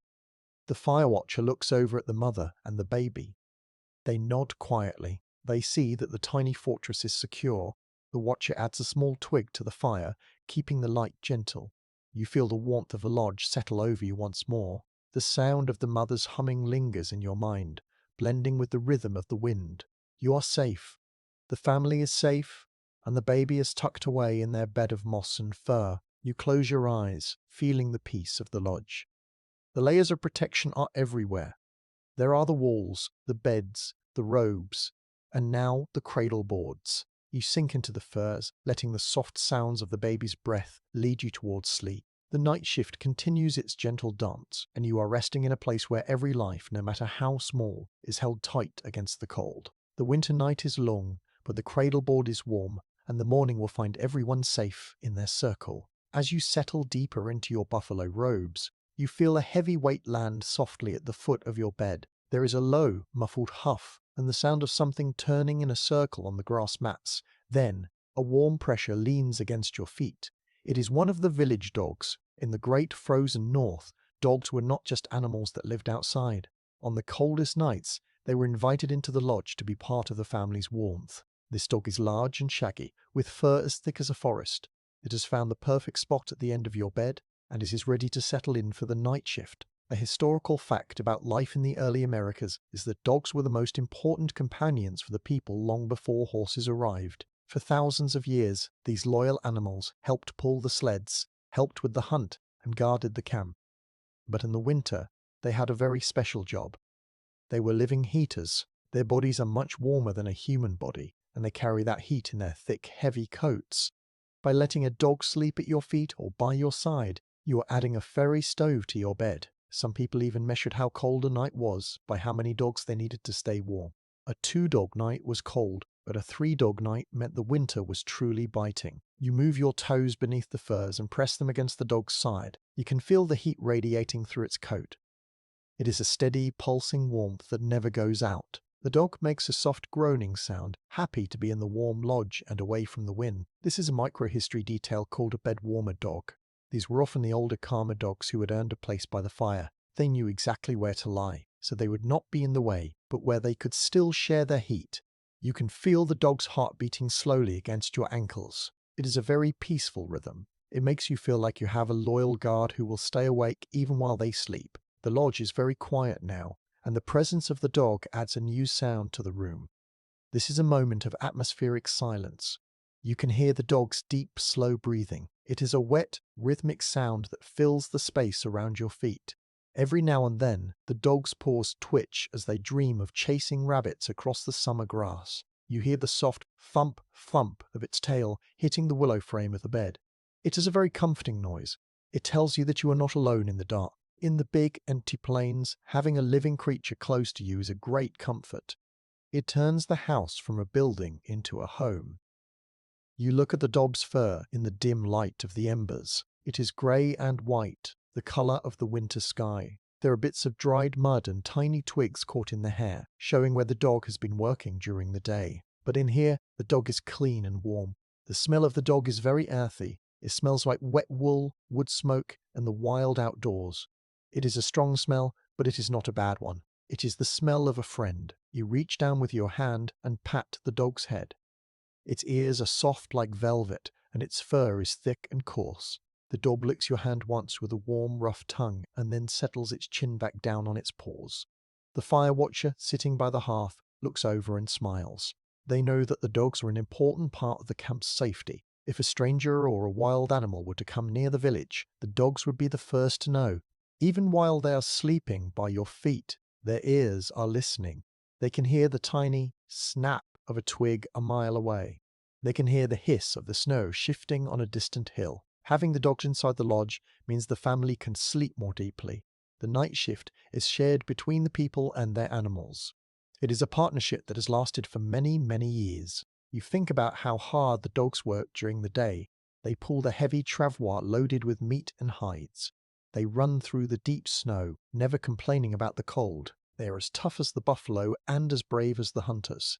But at night, they want the same thing you want. They want a warm place to rest. They want to be near their pack. By letting the dog sleep on your bed, you are thanking them for their hard work. You are giving them a reward of heat and safety. The heat from the dog moves up your legs and meets the heat from the firestone. You are surrounded by different kinds of warmth. There is the fire in the middle, the stone at your feet, the robes over your body, and the dog against your shins. It is almost too much warmth, but in the winter, there is no such thing as too much. You feel your muscles becoming very loose. You feel like you are melting into the mattress. The dog's breathing is like a lullaby, slow and steady, over and over again. You look at the other beds in the circle. You see more dogs curled up with the children. One small puppy is tucked right under the arm of a young boy. The puppy's head is peeking out from the buffalo robe, its eyes reflecting the red glow of the fire. The children love the dogs, and the dogs love the children. It is a beautiful thing to see. In this village, every living thing takes care of every other thing. That is how the circle stays strong. The wind outside gives a sharp whistle, but the dog does not even lift its head. It knows the hide walls will hold. It knows the fire watcher is awake. It trusts the home just as much as you do. You feel a sense of deep gratitude for this shaggy animal. It does not ask for much, just a scrap of meat and a corner of your bed, but it gives back so much warmth and safety. You move your legs a little bit, and the dog shifts its weight to stay close to you. It is a living blanket that never slips off in the middle of the night. You close your eyes and let your mind go dark. You can feel the dog's heat, hear its breath, and smell its wild scent. You are part of a very old story. For as long as there have been cold nights, there have been dogs and humans keeping each other warm. You are resting in that history. The watch is being kept by the fire watcher and the sleeping dogs. You are free to go where the dreams take you. You sink down into the furs, feeling the heavy, happy weight at your feet. The winter night is vast and cold, but your bed is small and warm, and you have a friend by your side. You take one last deep breath and let the night carry you away into a deep, furry sleep. You lie back on your bed and look straight up. Above the low glow of the fire, the teepee rises high into the shadows. The poles meet at the very top, forming a dark wooden crown. In the very center of that crown, there is a hole. This is the smoke hole. It is the only part of the lodge that stays open to the wild sky. Through this small gap, you can see the deep, black night. A single star is looking down at you. It looks like a tiny, bright diamond resting on the edge of the wooden poles. This hole is a very special part of the home. It is the mouth of the teepee, letting the house breathe while the world outside is frozen solid. A historical fact about the smoke hole is that it was a masterpiece of engineering. Even though it looks like just a simple gap, it was carefully designed to manage the air. If the hole were too big, all the heat from the fire would escape, and the lodge would be as cold as a cave. If it were too small, the room would fill with thick, stinging smoke that would make it impossible to sleep. The people of the plains learned exactly how to size this opening so that the smoke would rise in a neat ribbon, leaving the air near the floor clear and sweet. It was a balance that took many generations to perfect. As you watch, you see the smoke from the fire rising up. It does not wander around the room. It moves in a slow, steady spiral, guided by the warmth. It passes through the smoke hole and vanishes into the dark. But sometimes, the wind outside is very strong. You can hear it whooshing across the top of the poles. This is when the most important part of the teepee comes into play. You look at the two large flaps of skin that sit on either side of the hole. These are a microhistory detail called smoke wings or smoke flaps. They are not tied down like the rest of the walls. Instead, they are held up by two long poles that stay on the outside of the lodge. These wings act like a shield for the smoke hole. If the wind is coming from the north, the fire watcher goes outside and moves the poles so that the wings block the north wind. This creates a quiet pocket of air over the hole. It allows the smoke to keep rising even in the middle of a gale. It is like holding your hand over a candle to keep it from blowing out. Without these wings, the wind would push the smoke back down into the lodge, making everyone cough and wake up. The wings turn the top of the house into a clever tool that works with the wind instead of fighting it. The lodge is very peaceful in this late hour. This is a moment of atmospheric silence. You lie perfectly still, watching the way the starlight falls through the opening. The light is a pale, cool blue. It mixes with the warm orange light of the fire on the walls. It creates a soft, misty color that feels like a dream. You can hear the fire watcher shifting their weight by the hearth. You can hear the tiny tink of ice crystals hitting the outside of the hide. But mostly, it is quiet. The smoke hole connects you to the great mystery of the sky. It reminds you that even when you are tucked away in your warm furs, you are still a part of the vast universe. You think about the stars you can see through the gap. The people of the plains knew the stars very well. They saw them as a giant map. Each star had a name and a story. Some stars told them when it was time to move the camp. Some stars told them when the buffalo would return. When you look up through the smoke hole, you are looking at the same clock that the elders used to keep track of time. It makes you feel very connected to the land and the sky. You are not just hiding from the winter. You are watching it pass from a safe, warm seat. The air near the smoke hole is very active. You can see tiny bits of ash dancing in the light. They look like little grey spirits jumping toward the sky. The heat from the fire is always pushing upward. This creates a draft, which is a moving current of air. This draft is what keeps the lodge healthy. It pulls the old stale air out and brings a tiny bit of fresh cold air in from the bottom. This keeps the room from feeling stuffy. It makes the air feel crisp and clean, even with a fire burning in the middle of the floor. You take a deep breath and feel how light the air is. It does not feel heavy or old. It feels alive. You look at the poles that cross over the smoke hole. They are black and shiny from many years of smoke. This coating is like a layer of natural paint that protects the wood. It keeps the poles from rotting in the rain or cracking in the sun. The poles look very strong. They are the skeleton that holds the whole world together. They point straight toward the stars, like arrows aimed at the heart of the night. You follow the line of a pole with your eyes until it disappears into the blackness of the sky. It makes you feel like the lodge is a bridge between the earth and the heavens. The fire watcher looks up at the smoke hole. They can tell by the way the smoke is moving if the wind is changing. They might stand up and pull on a leather cord to adjust a flap just a tiny bit. This quiet work is what keeps the night shift comfortable. They're like a captain on a ship, steering the lodge through the sea of the winter night.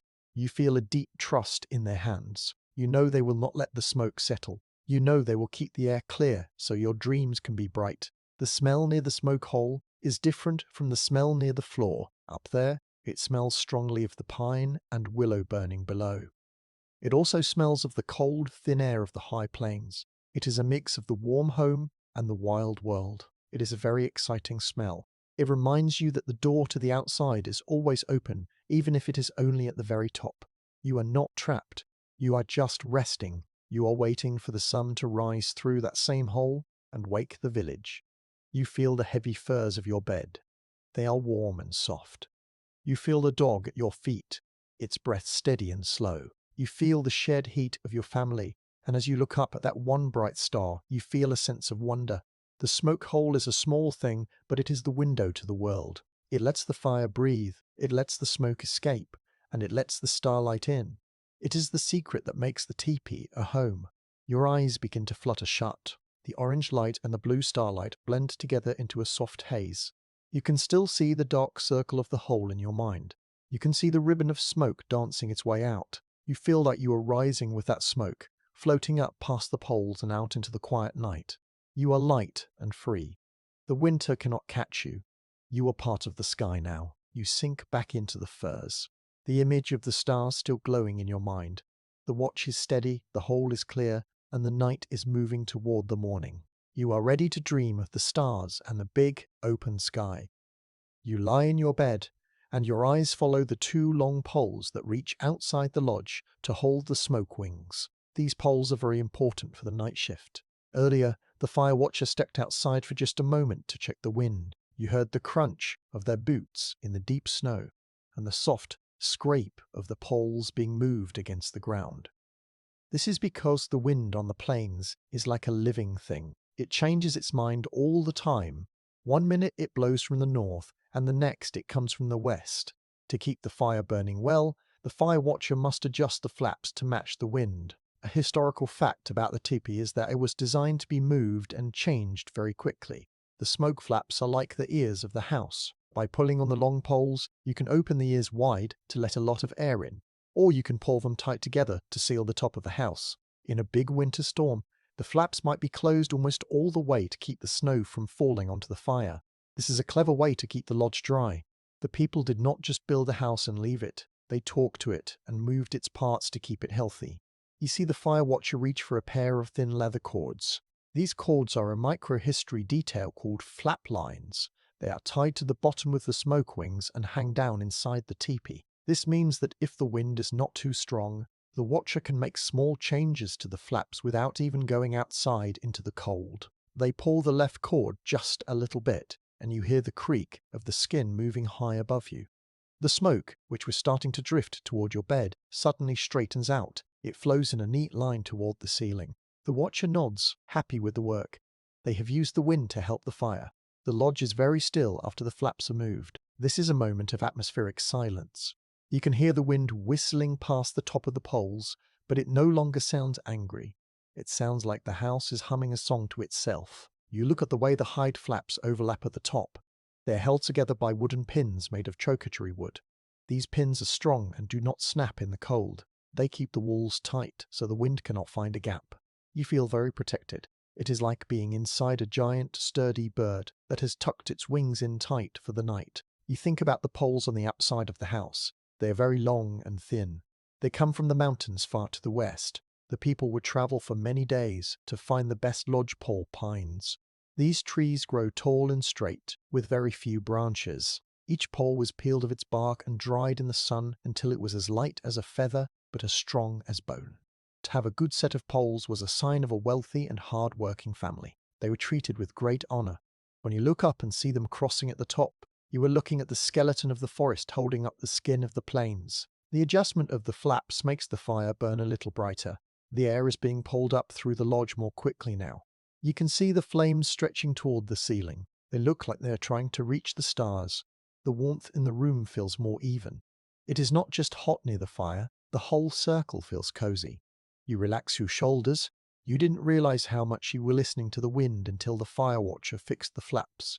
Now that the sound is a soft hum, your mind can finally let go the outside world. You watch the shadow of the flap lines on the wall. They swing back and forth very slowly, like a clock.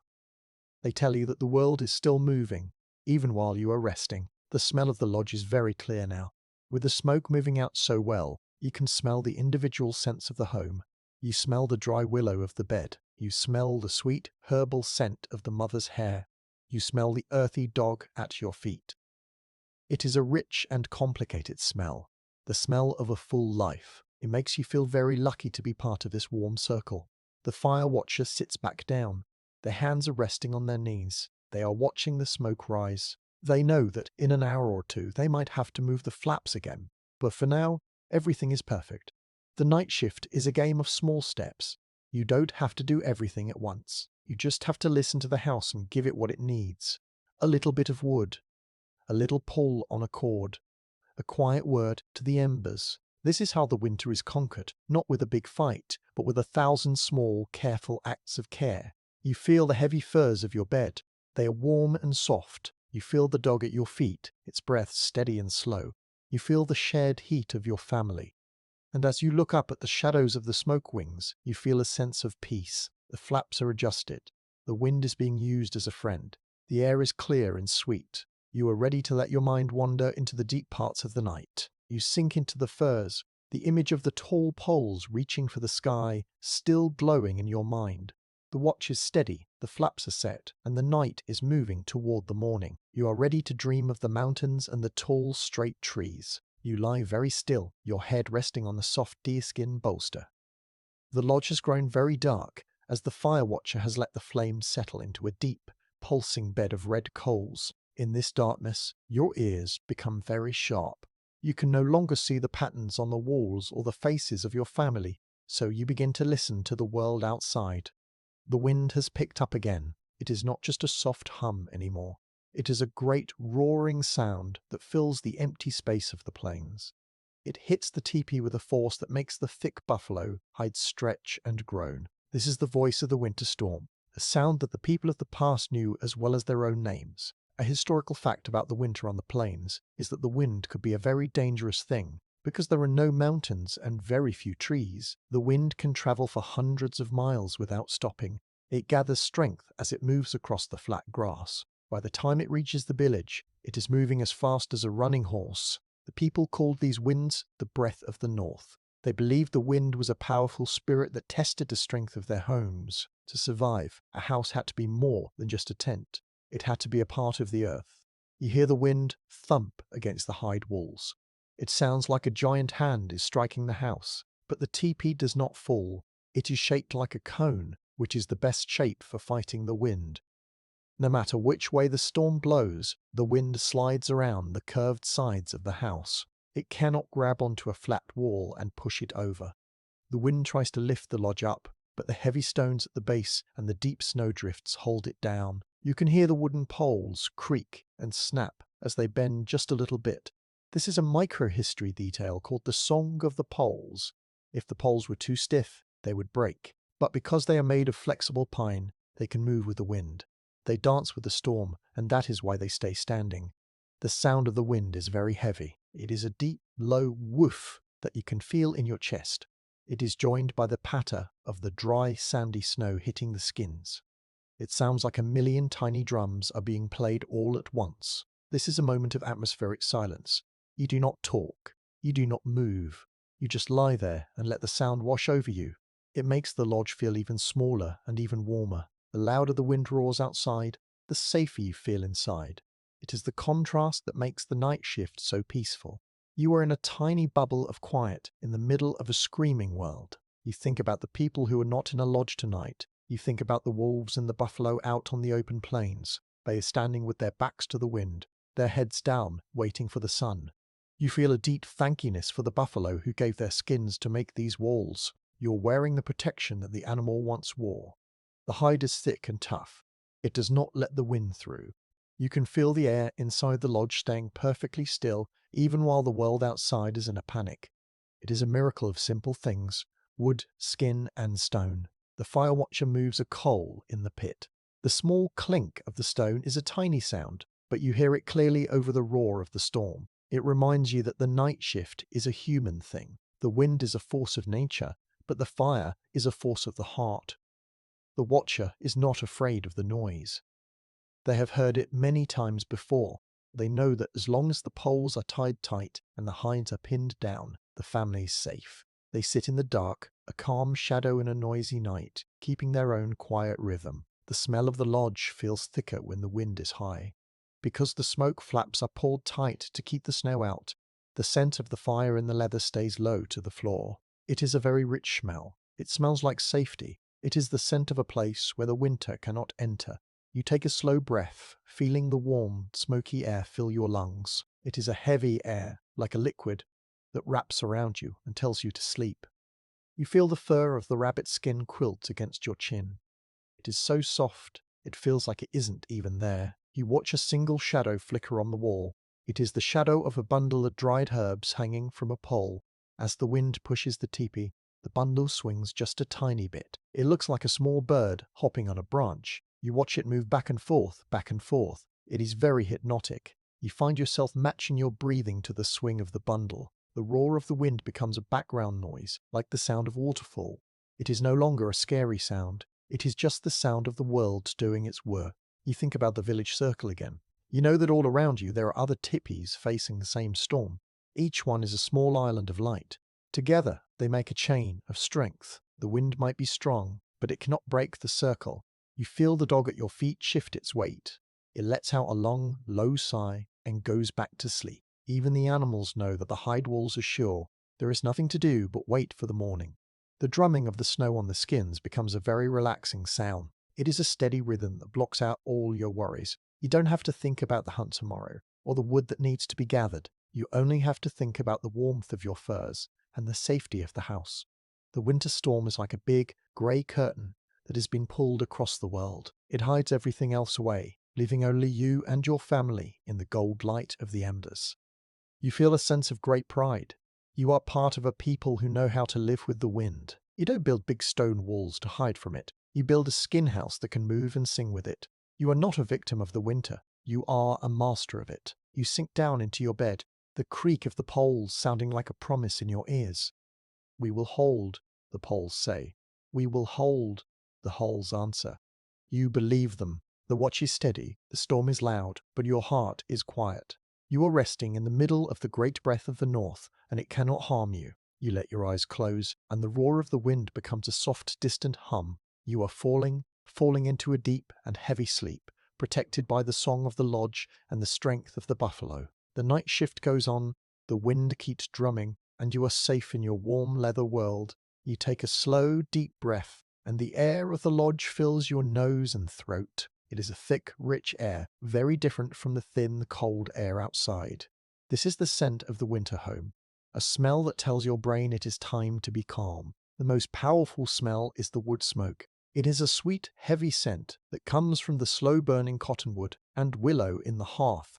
But beneath the smoke, there are many other smells. You smell the earthy, salty scent of the buffalo hides that form your walls. You smell the dry, honey-like scent of the grass mats on the floor. You even smell the savory, rich scent of the dried meat hanging from the poles.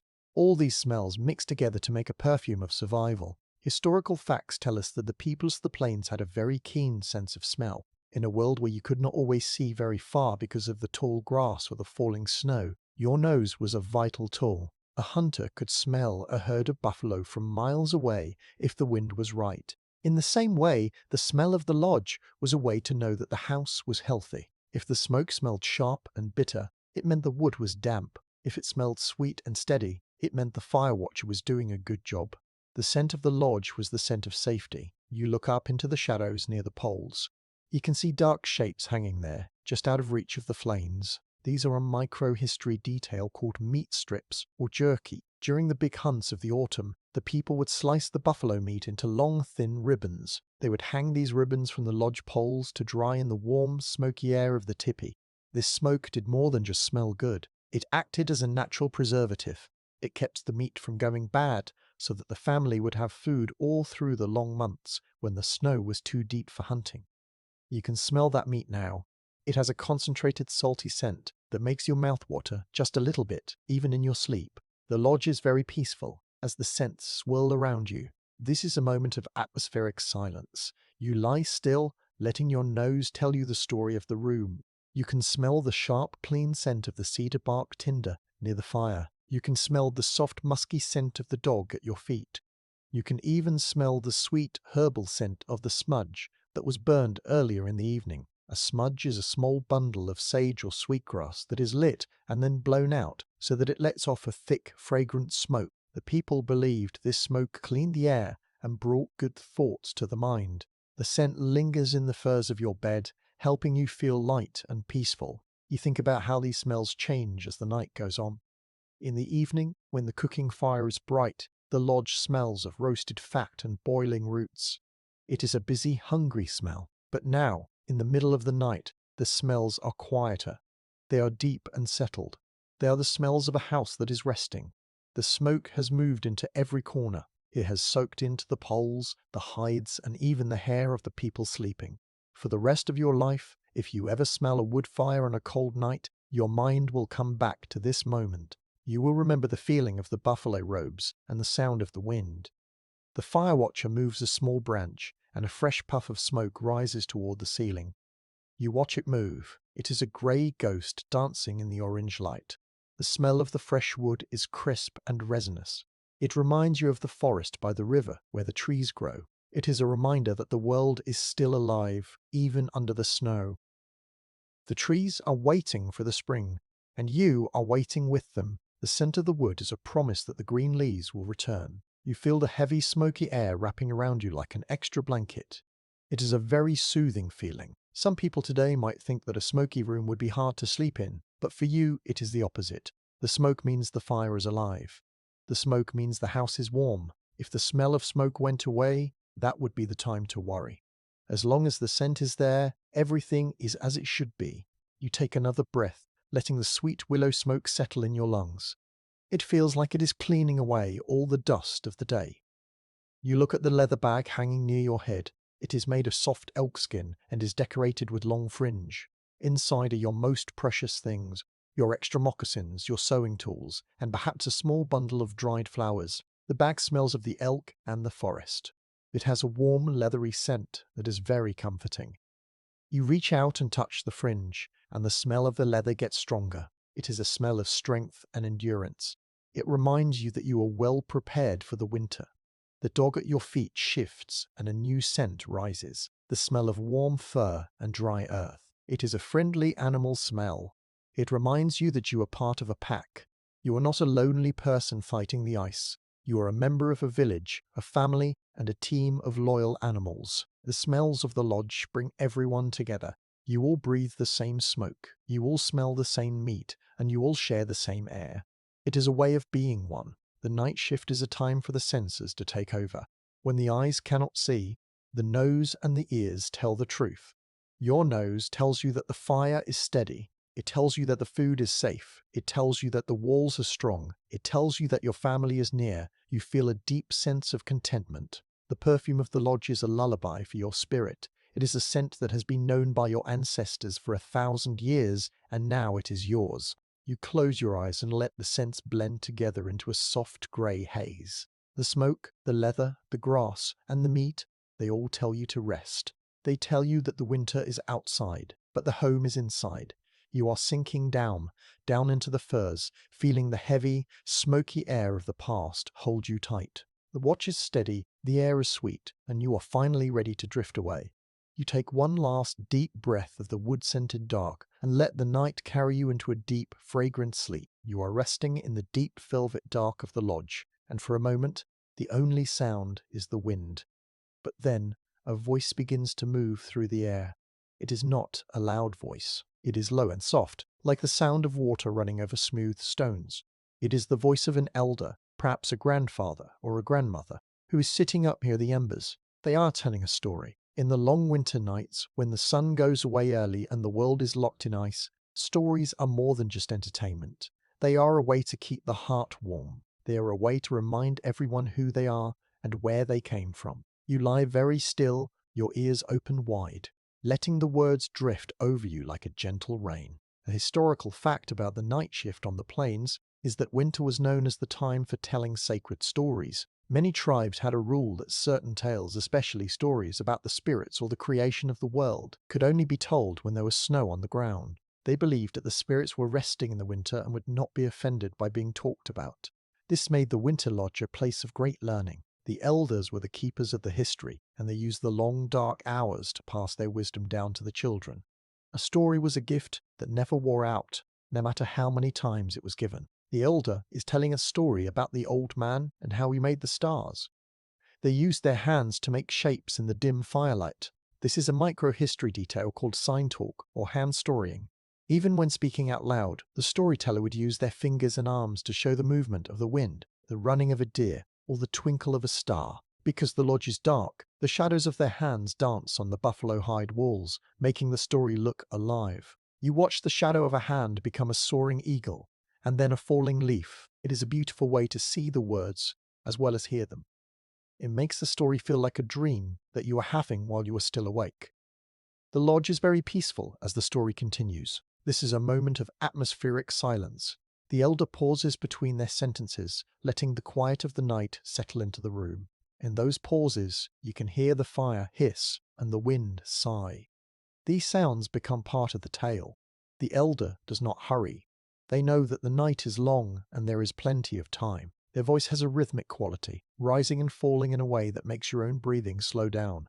You feel your heartbeat matching the steady pace of the words. It is a very safe feeling. It is the feeling of being part of a long, unbroken line of people. You think about the characters in the story. You hear about the coyote, who is always trying to be clever but often gets into trouble. You hear about the morning star, who brings the light back to the world. These characters feel like old friends. You have heard about them since you were a tiny baby in a cradleboard. Now, as you lie in your furs, the stories help you make sense of the big, scary world outside. The blizzard does not seem so bad when you know that the winds have a name and a reason for blowing. The dark does not seem so empty when you know it is filled with the spirits of the stars. The smell of the lodge, the smoke, the sage, and the leather mixes with the voice of the storyteller. It creates a very special atmosphere that you will never forget. You are learning the lessons of your people without even trying. You are learning about bravery, about sharing, and about respecting the earth. These stories are the night shift for the mind. While the fire watcher guards the body, the storyteller guards the spirit. They make sure that the culture of the tribe stays strong, even when the winter is trying to freeze everything solid. You feel a sense of great pride as you listen. You are part of a people who carry their library in their hearts. You do not need books or paper to remember your past. You have the voices of your elders and the memory of your own ears. You think about how you will one day tell these same stories to your own children, sitting by a fire just like this one. It makes you feel like you are part of a circle that never ends. The winter might come every year, but the stories are stronger than the snow. The fire watcher adds a small stick to the coals, and the light flares up for a second. In that light, you see the faces of the other children. Their eyes are wide, reflecting the orange glow of the fire.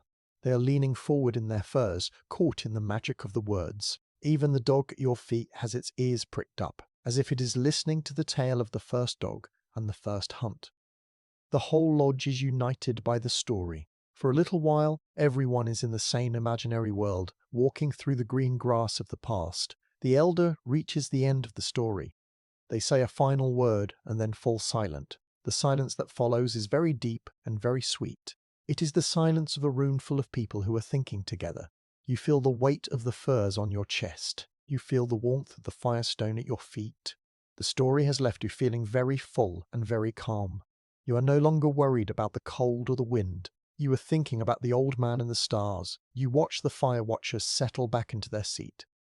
The storytelling shift is over, and it is time for the deep sleep of the middle of the night. You close your eyes, and the images from the story stay behind your eyelids. You see the eagle soaring and the coyote running.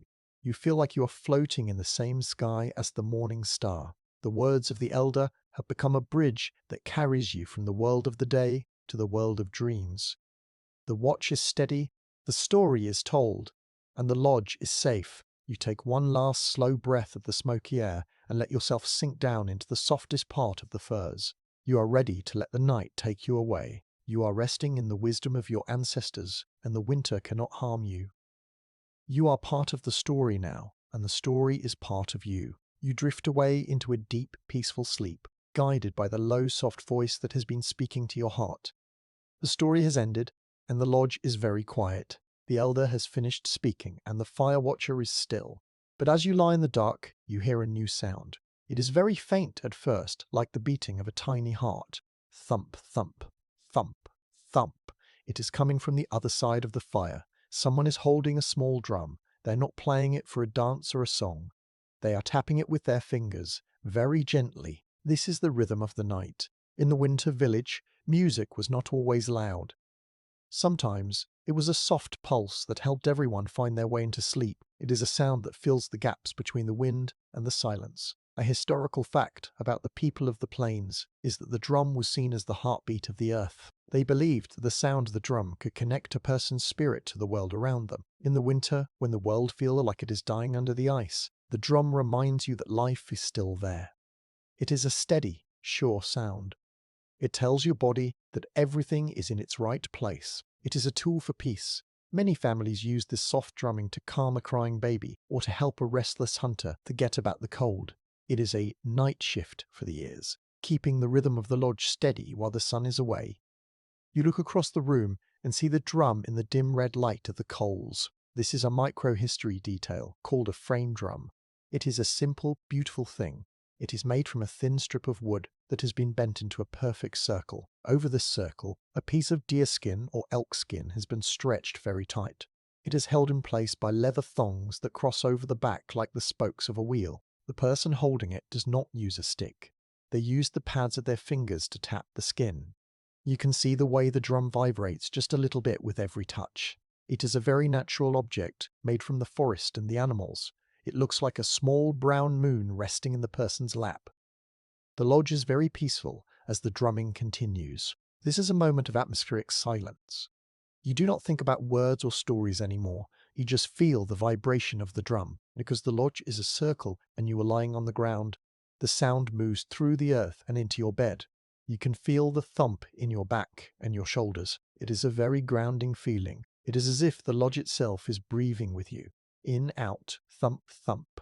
Your breath begins to match the beat of the drum. Your mind stops wandering to the wind or the snow. It stays right here in the center of the rhythm. You think about how the drum was made. The person who made it had to wait for the right day when the air was dry. They had to stretch the skin until it was just right. If it was too loose, it would sound dull. If it was too tight, it might snap in the cold. A good drum is a prize. It is treated with great honor. It is kept in a soft skin bag when it is not being used to keep it dry and clean. The sound of this drum is clear and deep. It sounds like the footsteps of the giant walking far away in the mountains. It sounds like the echo of the stars. The smell of the drum is faint, but you can catch it if the wind moves the air just right. It smells of dried skin and old wood. It is a very clean, honest smell. It mixes with the scent of the wood smoke and the sweet grass. The music and the smells together create a thick blanket of comfort. You feel like you are being wrapped in a song. You are not just a person listening to a drum. You are part of the music. You are a note in the song of the winter village. You look at the fire watcher. They are nodding their head very slowly to the beat. The drumming helps them stay awake, but it also helps them stay calm. It is a very meditative thing. You can see the reflection of the embers in the polished wood of the drum frame. The orange light jumps and fades with the rhythm. It is a dance of light and sound that only happens in the deep of the night. You feel very lucky to be awake to see it. It is a secret moment that the rest of the world misses. The dog at your feet hears the drum too. Its ears twitch and it lets out a long, happy breath. The animals understand the heartbeat of the drum as well as the people do. It tells them that the pack is safe. It tells them that the night is moving along as it should. The drum is a language that everyone speaks. It reaches past words and goes straight to the heart. You feel a deep sense of connection to the dog, to your family, and to the earth. The drum is the thread that ties you all together. You feel your eyes getting very heavy. The steady thump, thump is like a gentle hand patting your shoulder. It is telling you that it is okay to let go. The winter is big, but the drum is sure. The night is dark, but the rhythm is steady. You feel your muscles becoming as soft as the rabbit fur quilt. Your thoughts become blurred and golden, like the light of the fire. You are no longer thinking about tomorrow. You are only thinking about the next beat of the drum. The person playing the drum begins to slow down. The taps become lighter and farther apart. The sound is fading, like someone walking away into the distance. It is a very graceful way to end the night. The drum is letting you go so you can sleep. You hear one last tiny thump, and then the lodge is quiet again. But the rhythm stays in your body. You can still feel it in your chest, a soft echo of the music. It is a gift that you will take with you into your dreams. You look at the fire watcher one last time. They are sitting perfectly still. The drum has done its work. The lodge is full of a deep, heavy peace. You pull your furs up to your chin, feeling the warmth of the firestone at your feet.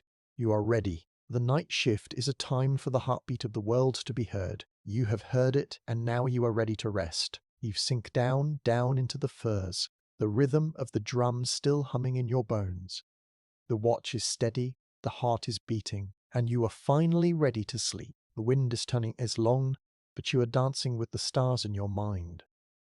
You are lying in your warm bed of fur, but you are not just resting your body. Your mind is at ease because you know that everything you need to protect yourself is within reach. In the soft, dim light of the embers, you can see the shapes of your belongings tucked around the edges of your sleeping space. This is not clutter, it is a careful arrangement of tools and weapons. On the plains, the night is a time for rest, but it is also a time to be ready. You reach out your hand from under the buffalo robe and touch the smooth, cool wood of a bow leaning against the tipi pole right at your head. It feels solid and sure. You do not have to go looking for it in the dark. It is right where it belongs. A historical fact about the night shift in a winter village is that life was built around readiness. Every adult and older child had a specific spot for their tools.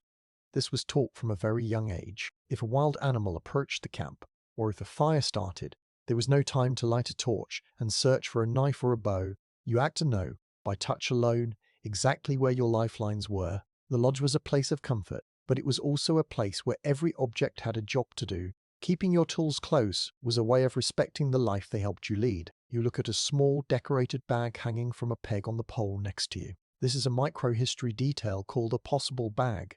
It got this name because it held everything you might possibly need during the day or night.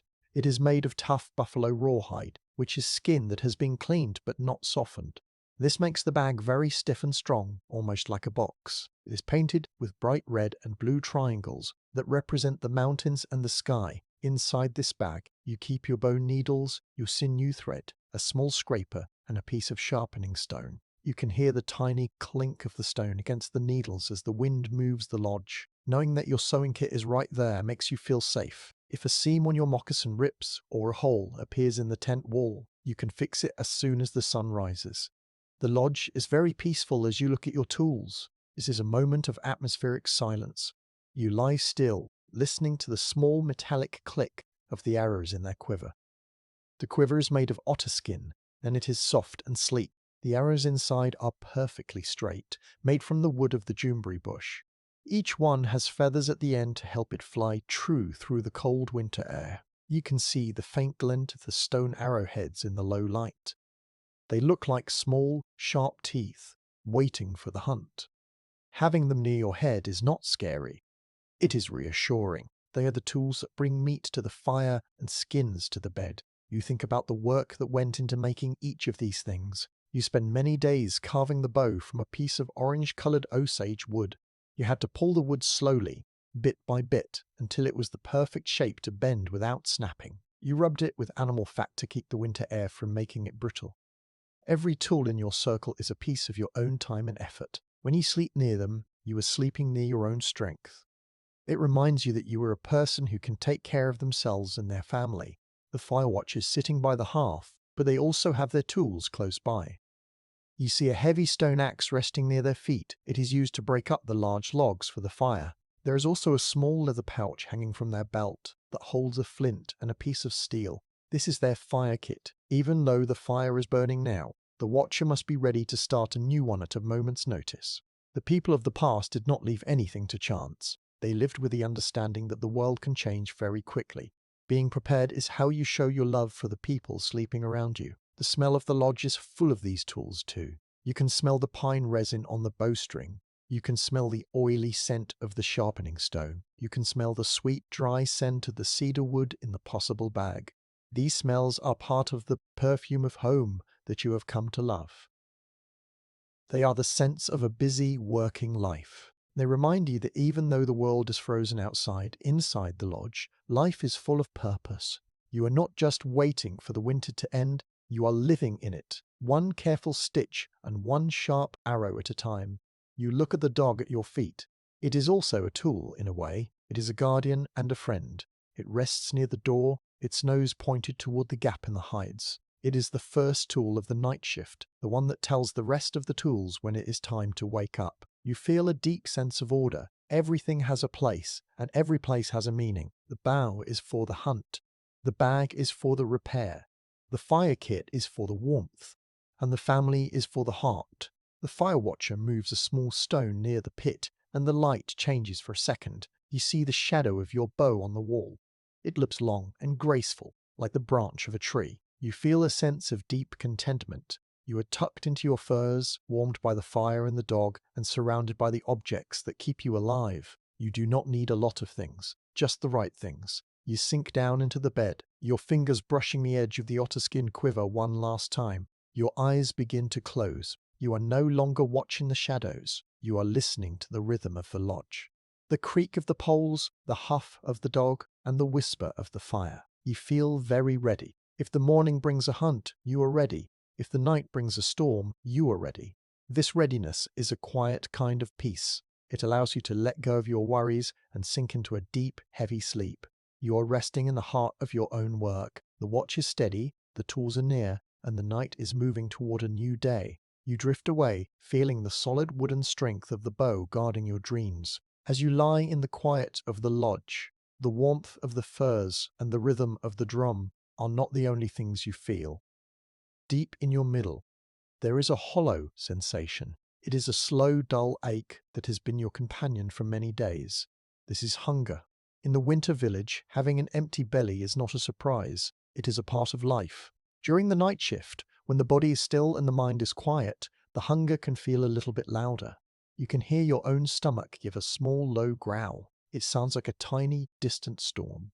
But you do not feel afraid. You have learned that the belly can be empty while the heart is still full. A historical fact about the winter season is that it was often called the lean time. Even with all the planning and the drying of meat in the autumn, food could run low if the snow lasted too long. The buffalo might move to a different valley, or the ice might become too thick to fish. The people of the plains practiced what they called honorable fasting. They knew that a person could survive for a long time on very little if they kept their minds strong. Instead of worrying about the next meal, they used the hunger to sharpen their thoughts. They believed that when the body is empty, the spirit can see things more clearly. You look at a small leather bag hanging from a crosspole. This is a micro-history detail called a parfleche. It is a storage bag made of tough, dried rawhide that has been folded like a large envelope. Inside this bag, there might be a few last pieces of pemmican or some dried chochoris. You know that these scraps are being saved for the children and the elders. As a hunter or a worker, you take pride in letting others eat first. You might have had only a thin cup of broth made from boiled bones for your evening meal. You can still taste the salty, earthy flavor on your tongue. It was not a feast, but it was enough to keep the fire of your life burning. The lodge is very still, and the hunger brings a different kind of atmospheric silence. When you are full, your mind is busy and heavy. But when you are hungry, your senses become very sharp. You can hear the tiny tink of the fire watcher moving a coal. You can smell the deep, woody scent of the lodge poles. You feel very light, almost like you are floating just above your willow bed. This lightness makes your dreams very vivid. You are not just sleeping. You are wandering through the stories of your life. You think about the great hunts of the summer. In your mind, you can see the golden grass moving like water. You can hear the thunder of thousands of hooves hitting the earth. You can smell the rich, sweet scent of fresh meat roasting over a big outdoor fire. These memories are a kind of food for your spirit. They remind you that the winter is only one part of the year. The hunger is just a shadow that moves across the sun. By remembering the good times, you give your body the strength to endure the hard times. You are not a victim of the winter. You are a person who is waiting for the spring. The fire watcher is also quiet, perhaps feeling the same hollow ache in their own middle. They might take a small piece of dried root or a bit of inner tree bark to chew on. This is not a meal, but the act of chewing helps the mouth stay moist and keeps the mind alert. They move with slow, careful motions to save their energy. Everything in the winter is about balance. You do not waste a single movement or a single breath. You hold your warmth and your strength close, like a precious treasure. The smell of the lodge, the smoke, and the leather sometimes teases your nose with thoughts of food. You imagine you can smell a pot of simmering buffalo ribs, the fat bubbling and the steam rising thick and white. You swallow hard, and the image fades. You return to the reality of the furs and the red embers. You realize that this hunger is a teacher. It teaches you to be grateful for every small berry and every scrap of fat. It teaches you that you are much stronger than you thought. You are part of a people who have survived 1,000 winters, and you carry their toughness in your bones. You look at the dog at your feet. It is lean, too. Its ribs show just a little bit through its thick winter coat. But it does not complain. It trusts that the hunters will find a trail soon. It trusts the village. You feel a deep bond with the animal. You are both waiting. You are both enduring. You move your legs and the dog licks your hand.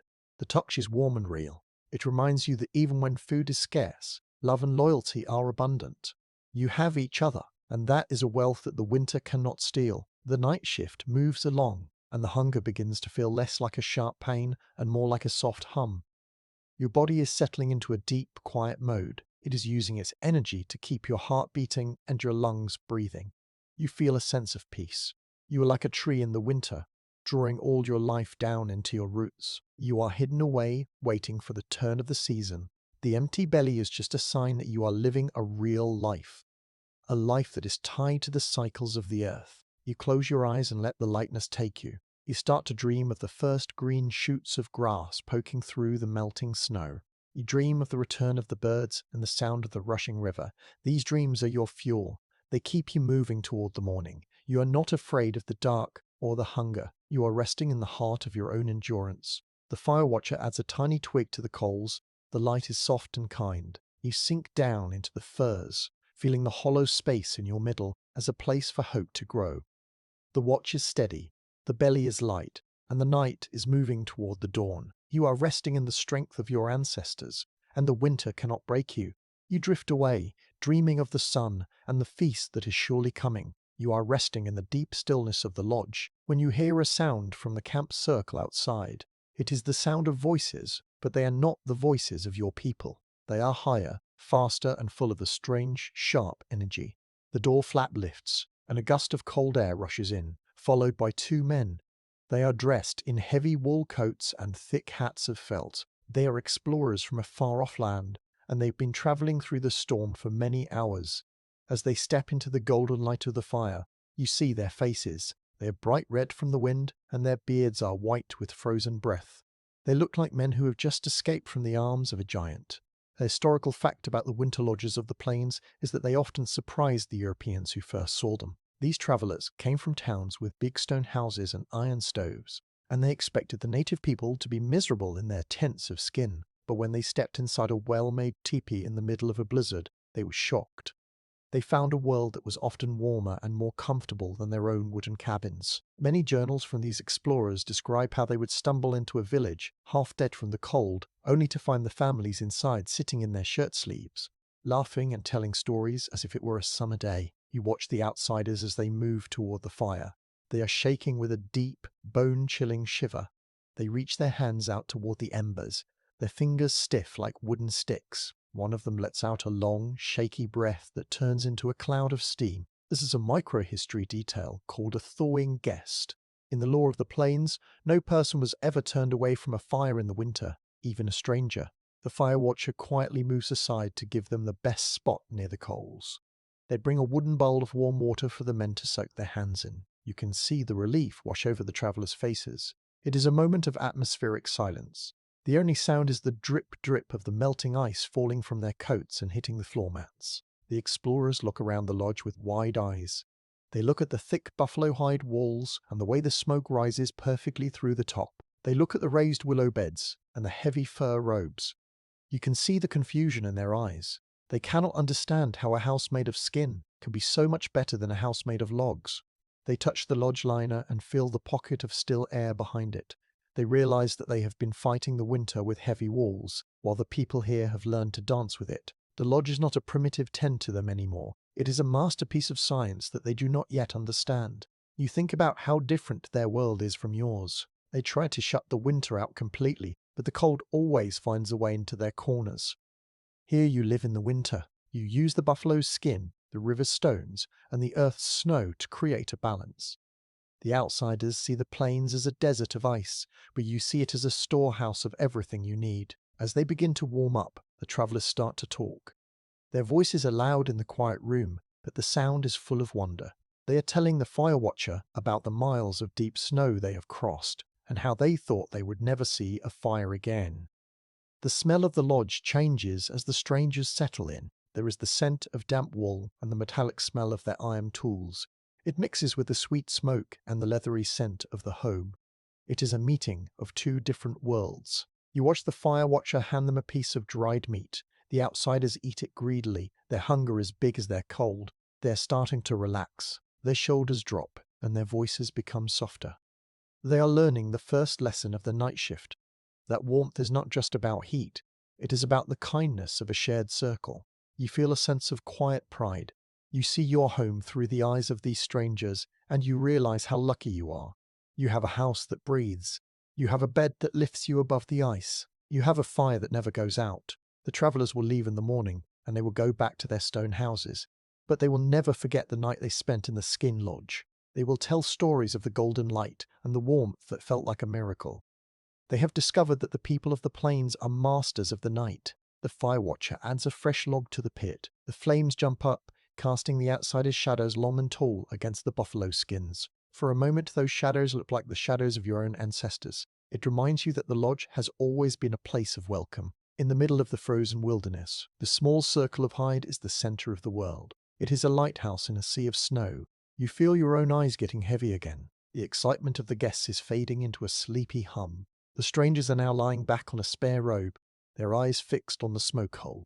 They are watching the stars, just like you were doing earlier. They are finding the same peace that you find every night. The lodge has taken them in. It has softened their fear and warmed their blood.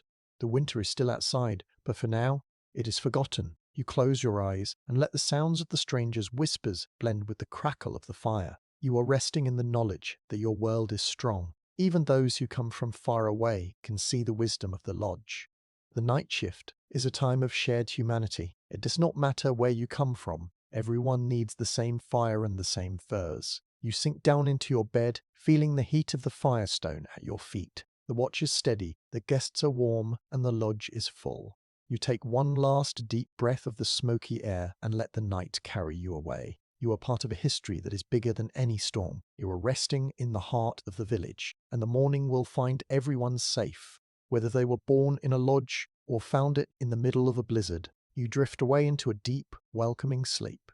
The lodge is quiet, and the strangers have fallen into a deep, heavy sleep. But the world outside does not stop. You hear a soft rustle near the door, and the fire watcher stands up. They wrap their buffalo robe tight around their shoulders and pick up a long wooden staff. It is time for the moonlit patrol. While the village sleeps, someone must always check on the lifeblood of the camp, the horses. You lie in the dark and listen as the watcher lifts the heavy door flap. For a heartbeat, a slice of silver light cuts across the floor and a puff of freezing air swirls around the fire.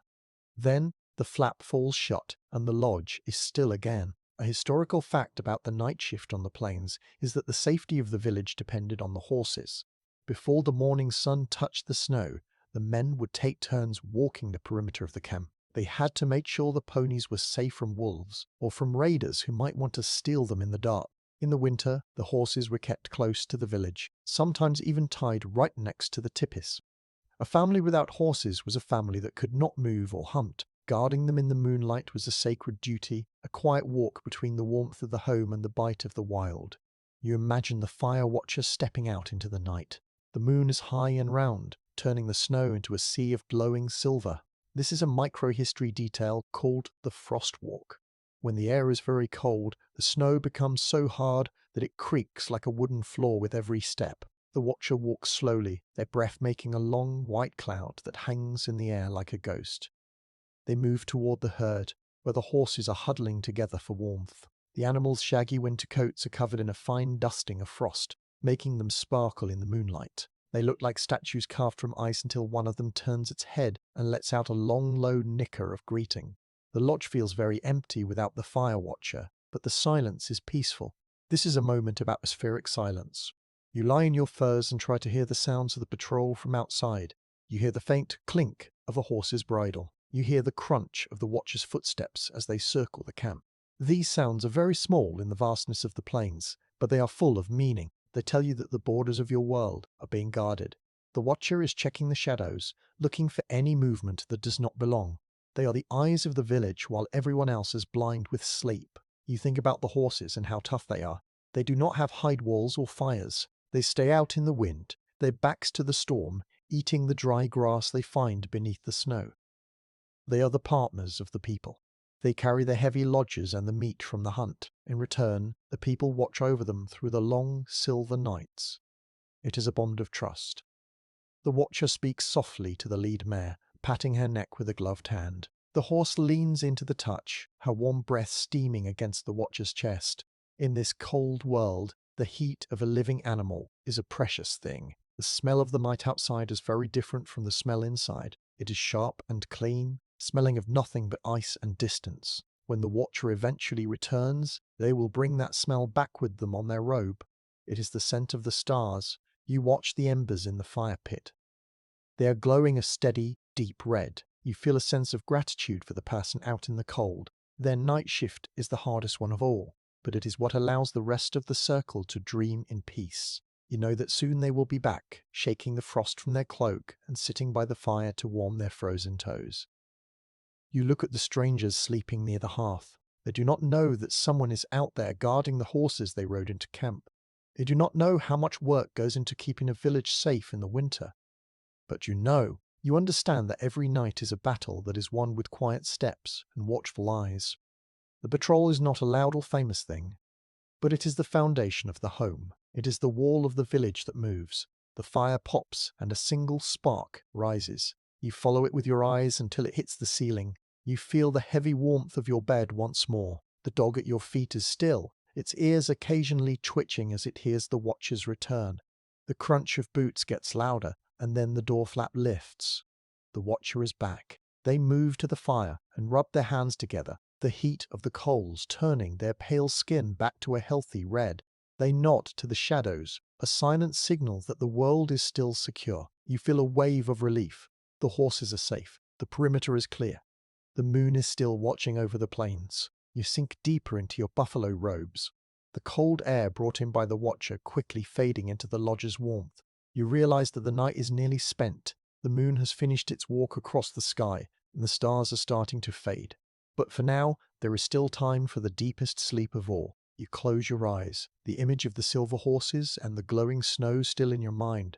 You are part of a people who never leave their friends behind. Whether they have 2 legs or 4, you are resting in a place where vigilance is a form of love. The watch is steady, the patrol is done, and the village is whole. You drift away, feeling the quiet strength of the camp protecting your heart. The night shift is moving toward its end, and you are ready to dream of the wide, silver plains. The fire watcher has returned from the frostwalk and settles back into their seat. The lodge is at its quietest now. The air is thick and still, and the light from the fire is just a soft, red heartbeat in the center of the floor. This is the hour of deep dreaming. In the winter village, your dreams are not just stories your head tells you while you sleep. They are seen as a quiet world you visit to find answers. You lie in your furs, and your mind begins to wander away from the sounds of the wind and the smell of the smoke. You are moving into the spirit world of the night, where the animals talk and the stars show you the way. A historical fact about the winter nights is that the people use this time for vision seeking. When the world is frozen and still, it is easier to hear the quiet voice of your own spirit. The elders believed that a dream could be a map for the coming spring. If a hunter dreamed of a certain river bend, they might lead the village there when the ice melted. If a mother dreamed of a new song, she would sing it to her children to keep them brave. These dreams were the night shift for the soul. They kept the people connected to the great mystery, which is what they called the power that lives in all things. You see a small round object hanging from the lodge pole above your head. This is a microhistory detail called a dream shield, or a dream web. It is made from a small hoop of willow wood, and inside the hoop there is a web of fine, sinew thread. It looks like a spider's web. The people believed that this web would catch any bad dreams or scary thoughts that try to enter your mind in the dark. Only the good, helpful dreams could pass through the hole in the center and slide down the feathers to reach the sleeper. You watch a soft eagle feather hanging from the bottom of the web move in a tiny draft. It looks like it is brushing against the air, pulling a dream down to you. The lodge is full of this dream magic. This is a moment of atmospheric silence. You feel very light, as if your body is made of smoke. You can hear the click of the firestones cooling down, but the sound feels far away. In your mind, you are no longer in the lodge.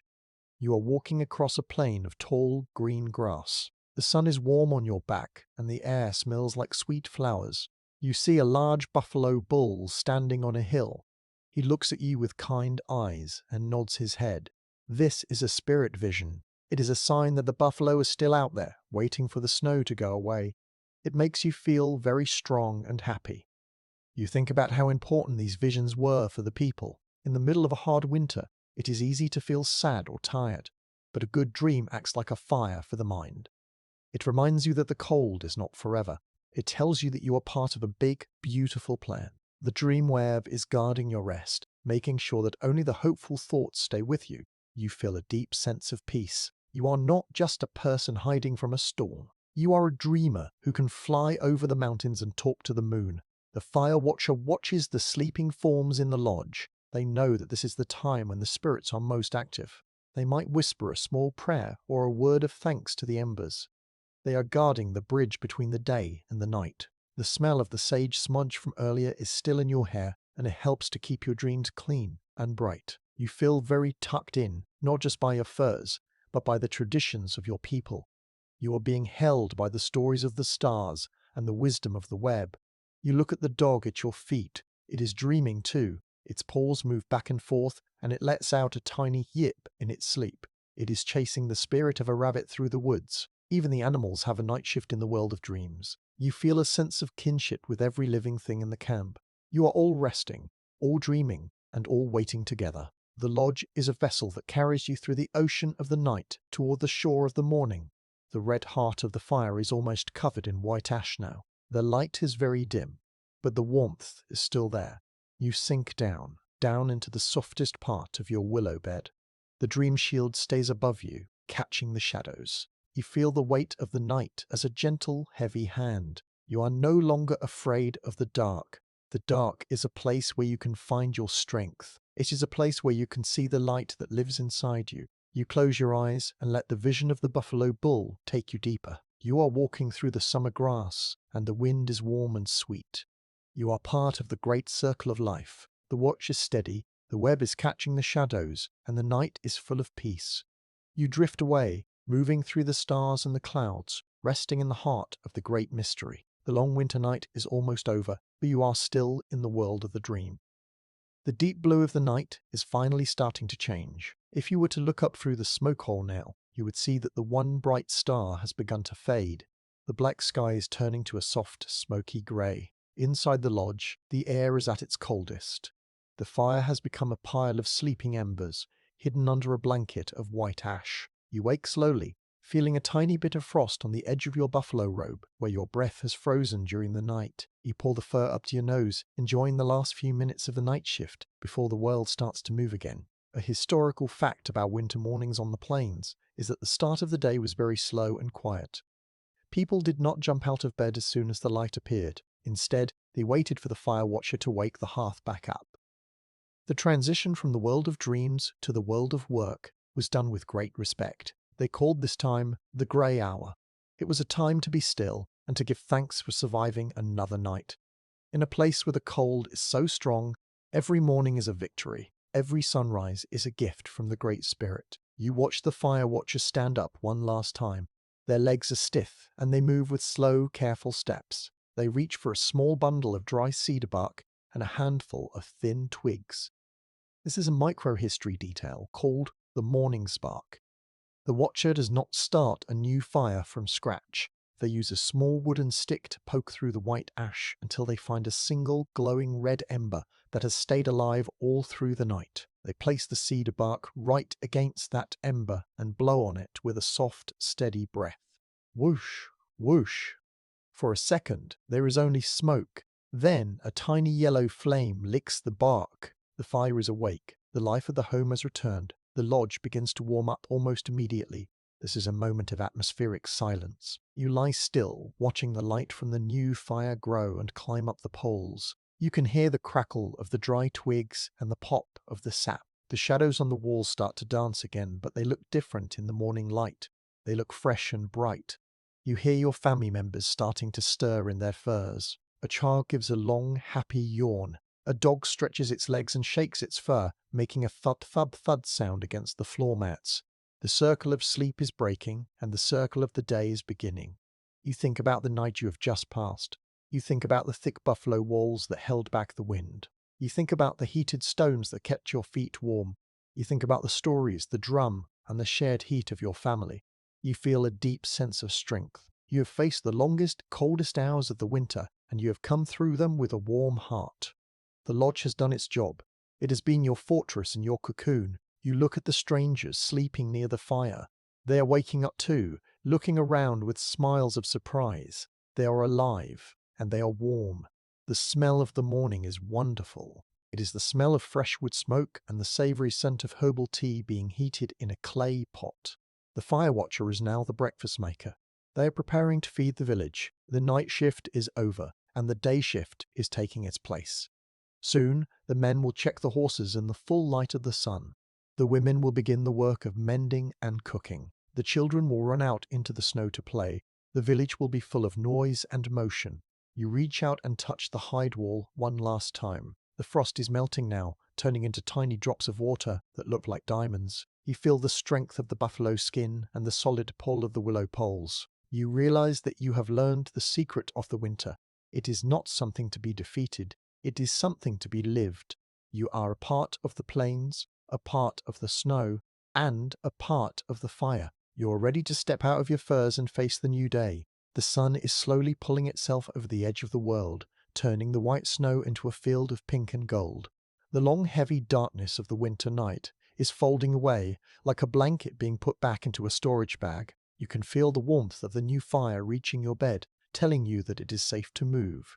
The shivers of the night are gone, and your body feels strong and rested. You are tucked into a world that knows how to take care of you, a world where every stitch and every stone has a purpose.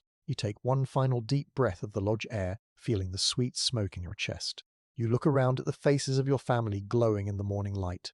There is so much peace in this room. The storm has passed, the horses are safe, and the circle remains unbroken. You feel a deep sense of quiet joy. You have watched the night, and now the night is giving way to the promise of the sun. The shadows are disappearing, and the world is becoming clear and bright once more. You sink back for one last heartbeat, feeling the softness of the rabbit fur against your cheek. You are safe, you are warm, you are loved. The hard work of the night is done, and the beauty of the morning is here. You can hear the first birds calling from the trees by the frozen river, a tiny sound of hope in the big wide silence. The world is waking up, and you are waking up with it. The sun is rising, the gates are opening, the watch is ended,